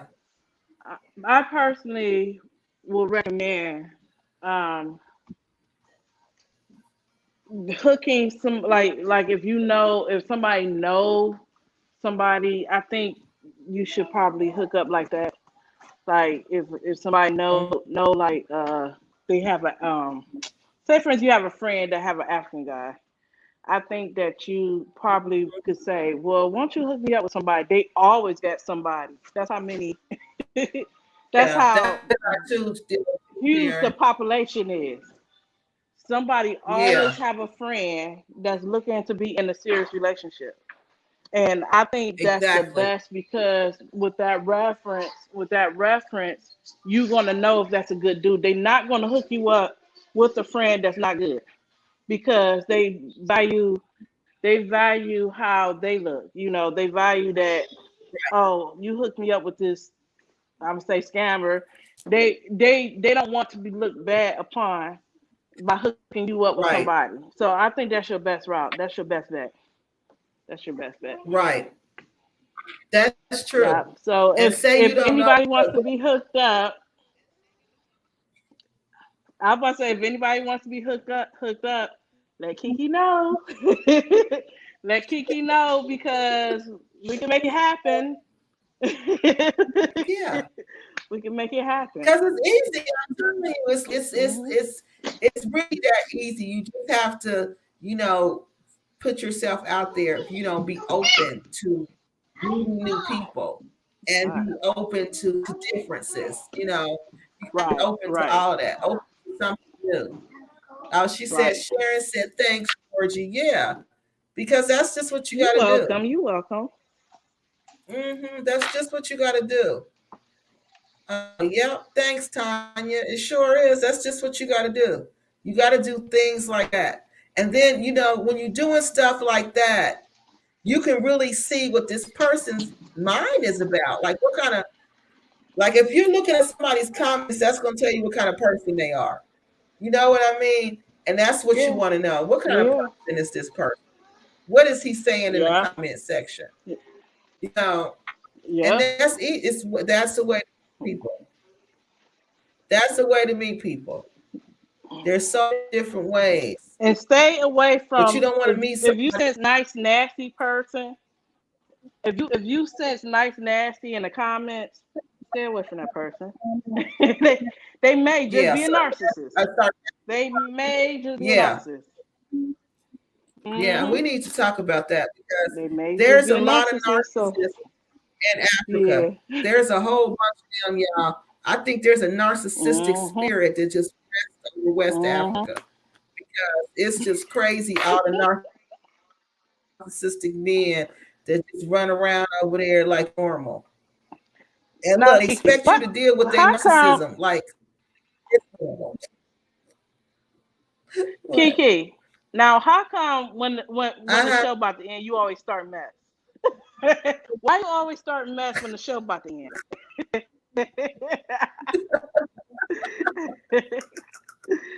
Oh my God. I guess that I really don't. She really ain't trying to get off here. She done started talking now. Okay, Miss Williams But yeah, says, you're right. how do You're you right. feel about one wife? And do you all think that this will change or have some places in Africa changed already? Men having one more than one wife. I think it depends on the woman. If she doesn't mind, some women don't mind, being in a sister-wife relationship. So if that woman is fine with it, then Right. I'm fine with it. It's up to it's one thing, especially Mhm. this is what I learned from, especially being in the Gambia, is that Mhm. people accept people for who they are. They're not like us here in the United States where we want people to be a certain way or behave like us, act like us. And if they don't, then this person is bad or this person ain't right. No, over there, it's Mhm. more, it's live and let live. You do your thing and I'll do my thing. Everybody's Mhm. different. So if that's what they want, then that's what they want. It's to each his own. Georgie, what you think about that? How do you feel about men having more than one I think wife? not only that, it depends on the person that's approaching you, because everybody doesn't believe that and everybody don't feel that way. So if that's Mm-hmm. what you're into, then it would be very easy to find a man that's into that. But if She you said also, on the very flip side, if you're not into that, it's very easy. yeah. It's very It's easy to find a man that's not into that. not It, into it, it, yes. it's very easy. So it depends on if that's what you agree with. I mean, me personally, no. But if you into that and that's what you want, oh, you can find a man that would definitely please you in that way. But if not, if not, then it's a lot of men that say no. I don't want to deal with the bull crap of having more than one wife. I don't want to take care of all those people. So I'm just a one man, one woman, from one woman to one man type of person. So yeah, yeah, Mm-hmm. So that's what, yeah, that's yeah. that right there, Miss Williams. That is strictly up to you. Well, if you don't mind, Hmm. being a sister wife, then you can find men who will do that. And if you don't want to do that, then you can find Mm. it's Africa, honey. It's the land of the black man. They everywhere. You can find whatever you want over there. It's like going to a candy Hmm. store. Trust me, okay? Yes, And let's see. And did you all think it this will is. change or at some place in Africa already? Yeah, it polygamy, it really is changing, especially amongst the younger African people, because they saw the damage of polygamy. Like, you'll grow up with two wives, but the wives don't get along, so ultimately, the kids don't get along. And it's sad because those are really your half brothers and sisters. And once they get grown, the kids usually don't have nothing to do with each other because they had all this Hmm. animosity growing up in this household where they didn't get along because the moms didn't get along because they had to share a man Hmm. that they loved. Who wants Hmm. to do that? Yeah, So, yeah. this and so many African guys have said this to me time and time again that they do not ever want to be in a polygamous relationship because it's just too much drama. And yes, Georgie, what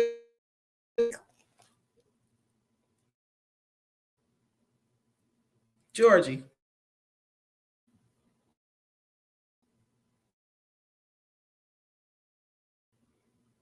Can you hear me?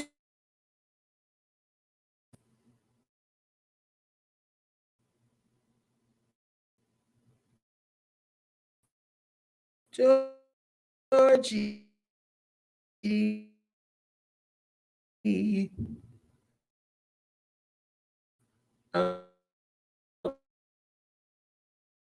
Okay, Georgie's having some technical difficulties. So, yeah, Miss Williams, it is changing. It's changing already. You know, this new generation, they not going for that. Because it's too much. It's just too much. Multiple wives is just too much. It's too arguing. It's too much financially. It's just too much. So that is changing. So let's go the next comment. Let me put this one up here, y'all. Georgie's lost her connection again. She'll be back in a second. Internet goes. 1 minute is good, the next minute is bad. Yeah, she was disconnected. So let's put this other comment. So yeah, Miss Williams, it's just what you do. Whatever you want to do, you just take your however you want to, live life, however whatever type of relationship you want, that's what you do. So, okay. Miss Williams says, yes, she is right. And let's see, I'm trying to get the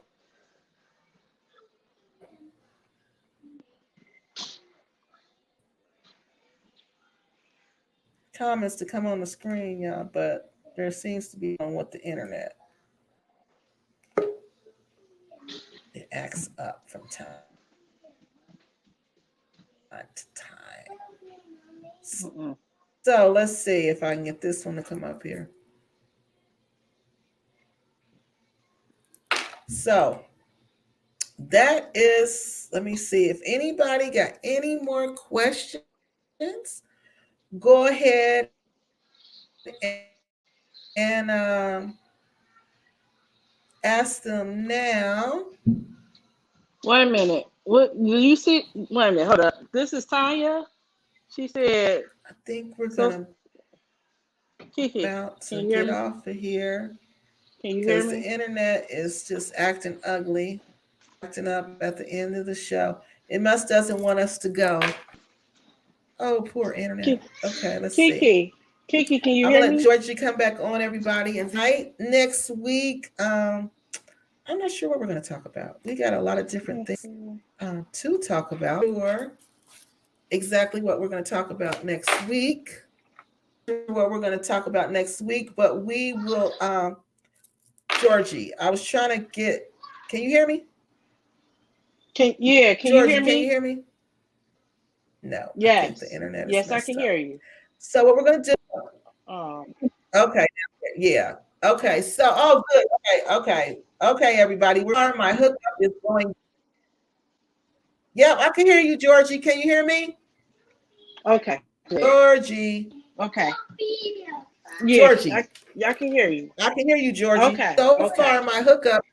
Okay, so far, yep, okay, this is Tanya's comment. Georgie and Kiki. Oh, Tanya, that's so good. Yes. Did you hear I'm so happy. Yes. Did you hear Tanya's good news? Yes, I'm looking at it. Look, guys, if you want to, yeah, just right. I'm happy too. Good. Yeah. Yes, I'm very happy about that. I love when people get together and find love. So Miss Williams says, my friend went there with her husband. She she got mad when he asked her for a second wife. She divorced him and came back home. Oh Lord. So let's see. My friend went there with her husband. Okay, wait a minute. He had a wife in Nigeria, or he the wife in Nigeria. My friend lived with her husband. She got mad when he asked for a second wife. Oh, so yeah, Miss Williams. That's another thing they'll do. Okay, I heard about this. That they'll have girlfriends, like young girlfriends in the village back home. Okay, and they'll get married to one of us to get papers to come here. They do this in the UK also. Okay, to go to the UK, come to the United States. Then after they've been here for a while, they'll say they want to bring this girl who they've had this relationship with, this village girl, this young girl. They want to bring that person here. So yeah, I heard about that too. Ask her, was she from the village? Because they like them, because they're easy to deal with. Let's just say that. So, and she divorced him. I don't blame her for that. You want to comment? You want to comment on that one, Georgie? Yes, I just feel like be fair. Be whatever's going on, whatever you feel like, because you know from the beginning what you like.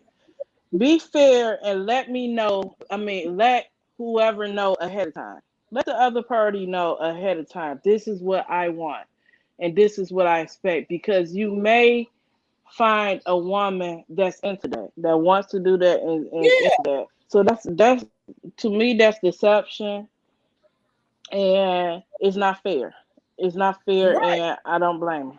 I don't blame her. And he probably had, when he took her to Nigeria, I bet you that was the plan. I bet you the plan was, I'm going to go there and get a second wife, and I'm going to take my wife and make her agree to it, and I'm going to get married. I bet he had planned to get married, and she better make sure he didn't get married when he was there, because he could have. Right. Because right. he could. So he probably did. Yeah, so she needs to make sure that he didn't get married while she divorcing him. It don't matter anyway. So yeah, right. Man, the stuff they do is, I'm not gonna say all of them, but the stuff some of them do is crazy, y'all. It's just it's the stuff they make science fiction novels out of. right. Yeah, I heard. I heard some stuff. Right. You just be like, this you're not lying. Right. Yeah, you're not lying. You're not lying. It's crazy. Right. It's okay. So anything else, Georgie, you want to add tonight? I think we covered everything. I believe that we covered everything. All right, y'all. Y'all got any more questions before we get up off of here? And don't forget, we will be here next week doing the same thing next Saturday at 8:00. We'll be answering questions about Nigeria. Quinn Lovin, when you come back from Nigeria, come on so you could talk about it, please. We would love that. So we're going to also have a topic. I'm not sure what our topic is. We came up with so many different topics today. Georgie, did you have a topic in mind you wanted to do next week that right now? I don't know on top of my head, but it was. I got a lot.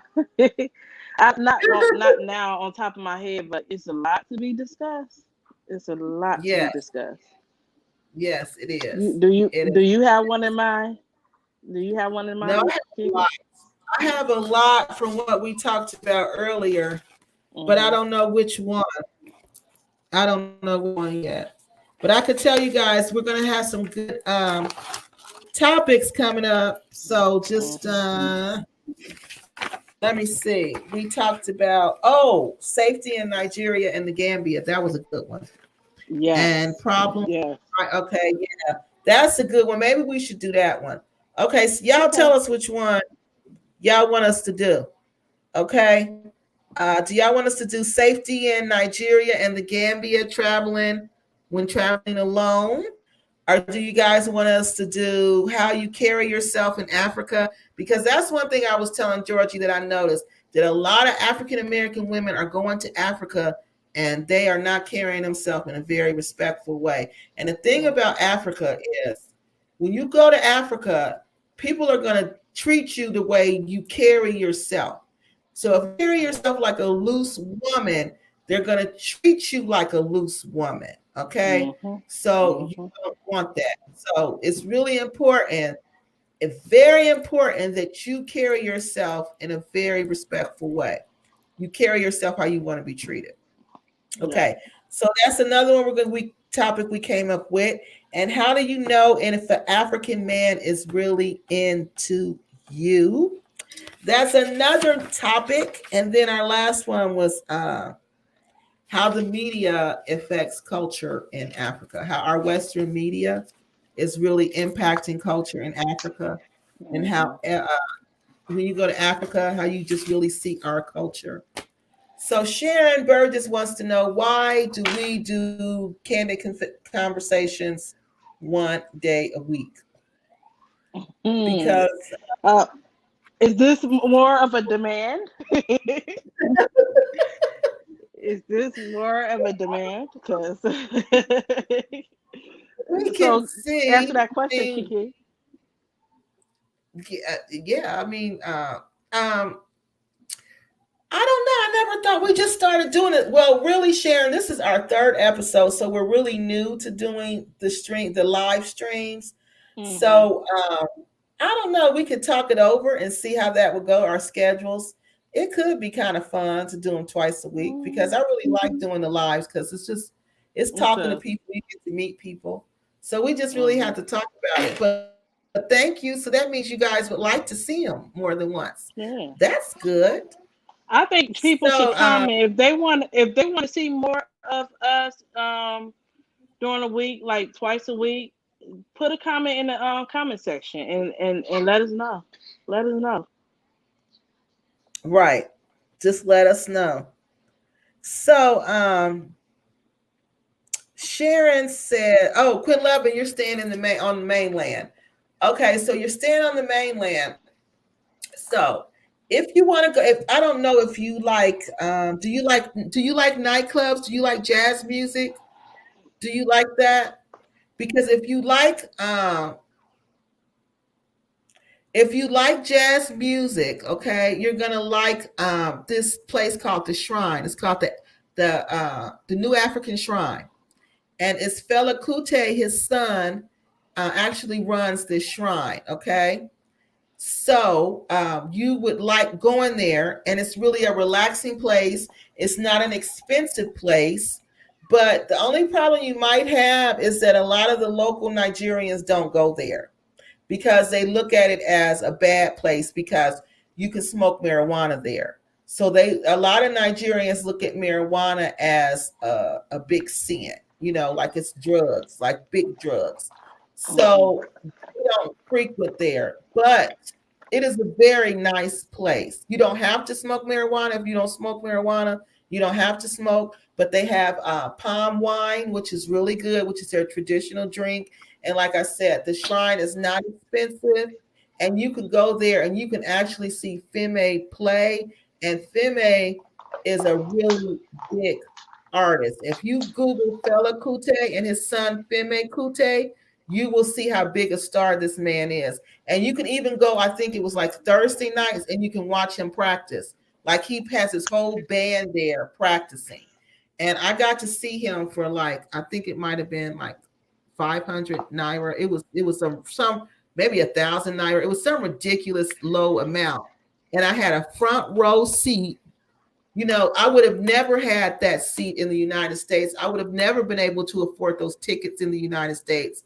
So if you get a chance, ask your person, say you really want, if you like jazz music, if you like nice, cool places, if you like being around cool, relaxed people, because these people are cool and relaxed. They're not upper class. They're not middle. They're more like, just the everyday person there.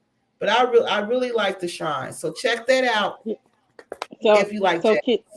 So Kiki, I had asked my fiance about the Shrine, and he was just shocked that wow. He was shocked, and he was like, yes, we got to check that out. I forgot about that. So next time I go there, yes, Yeah, He's we gonna gotta love check that it. out. He's gonna Yeah. and do you know that my ex, she had never been there until I said let's go.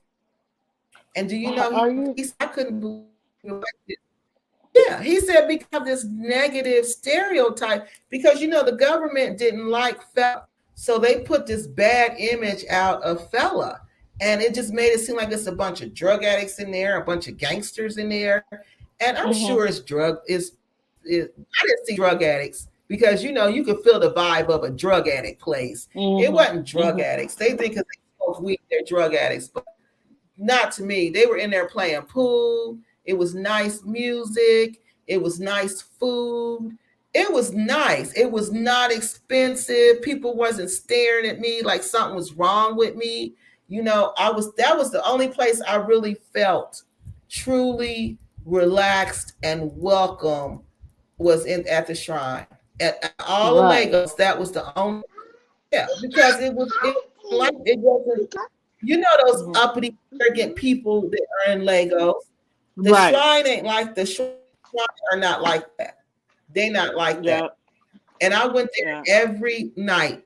Once I discovered the shrine, I would go every night just to get me some palm wine and just to relax because it's Legos can be very Do you stressful. know? So, Do you know what I was shocked about? When I went to a lot of clubs throughout the I would say Victoria Island and probably Baleki and all that.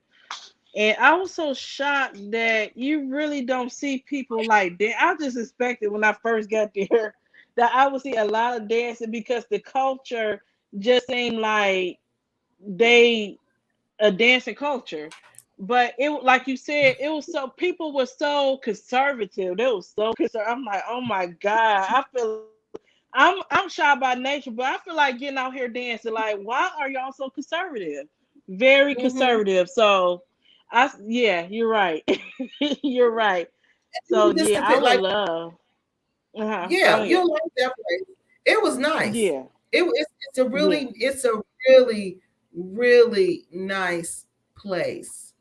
Yes, Mhm. it's a really, really, it's a very nice place. And it's a laid back, if you're a laid back type of person, you'll like it. Mhm. And it's so sad Mhm. that people don't go because of, people in Lagos don't even know about how nice a place that place is. Wow. Yeah, Wow. it's really, really, truly nice. But you got to be Wow. careful because the waiters will overcharge you. So y'all, you got to be careful about that. That's the only thing. The waiters will overcharge you. They'll tell you like the palm wine is 500 naira when it's only like 200 naira. They'll do little Mhm. stuff like that. Mhm. But Mhm. that's just what they do in Africa. Mhm. But other than that, Mhm. Quinn Love, and have him take you there. Tell him he will like it. You will like it. Tell him it's not true. The police don't raid the place. Tell him there's not drug deals going down in the place. Tell him it's nothing like. I'm sorry, I don't even know if you're going to see a male, but whoever you're going to, if you're going to visit someone, ask them to take you to the shrine. Okay, it's in Ikeja. Okay, it's near the Ikeja City Mall. I know that. Uh, Wow. yes, please. I see you on. Oh yeah, I was on Big John's channel. I sure was.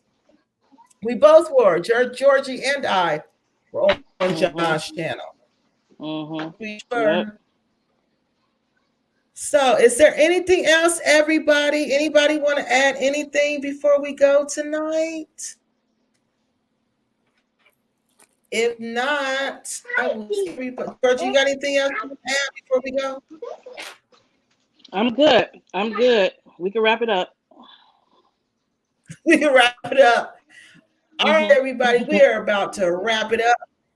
So we will see you guys next week. Hopefully, Sarah will be back. I'm sure it was the Mhm. kids. The kids suffer from a lot of stuff. So, all righty, Yes. I will see you guys next week and have a great weekend. Bye, everyone. Have a good weekend.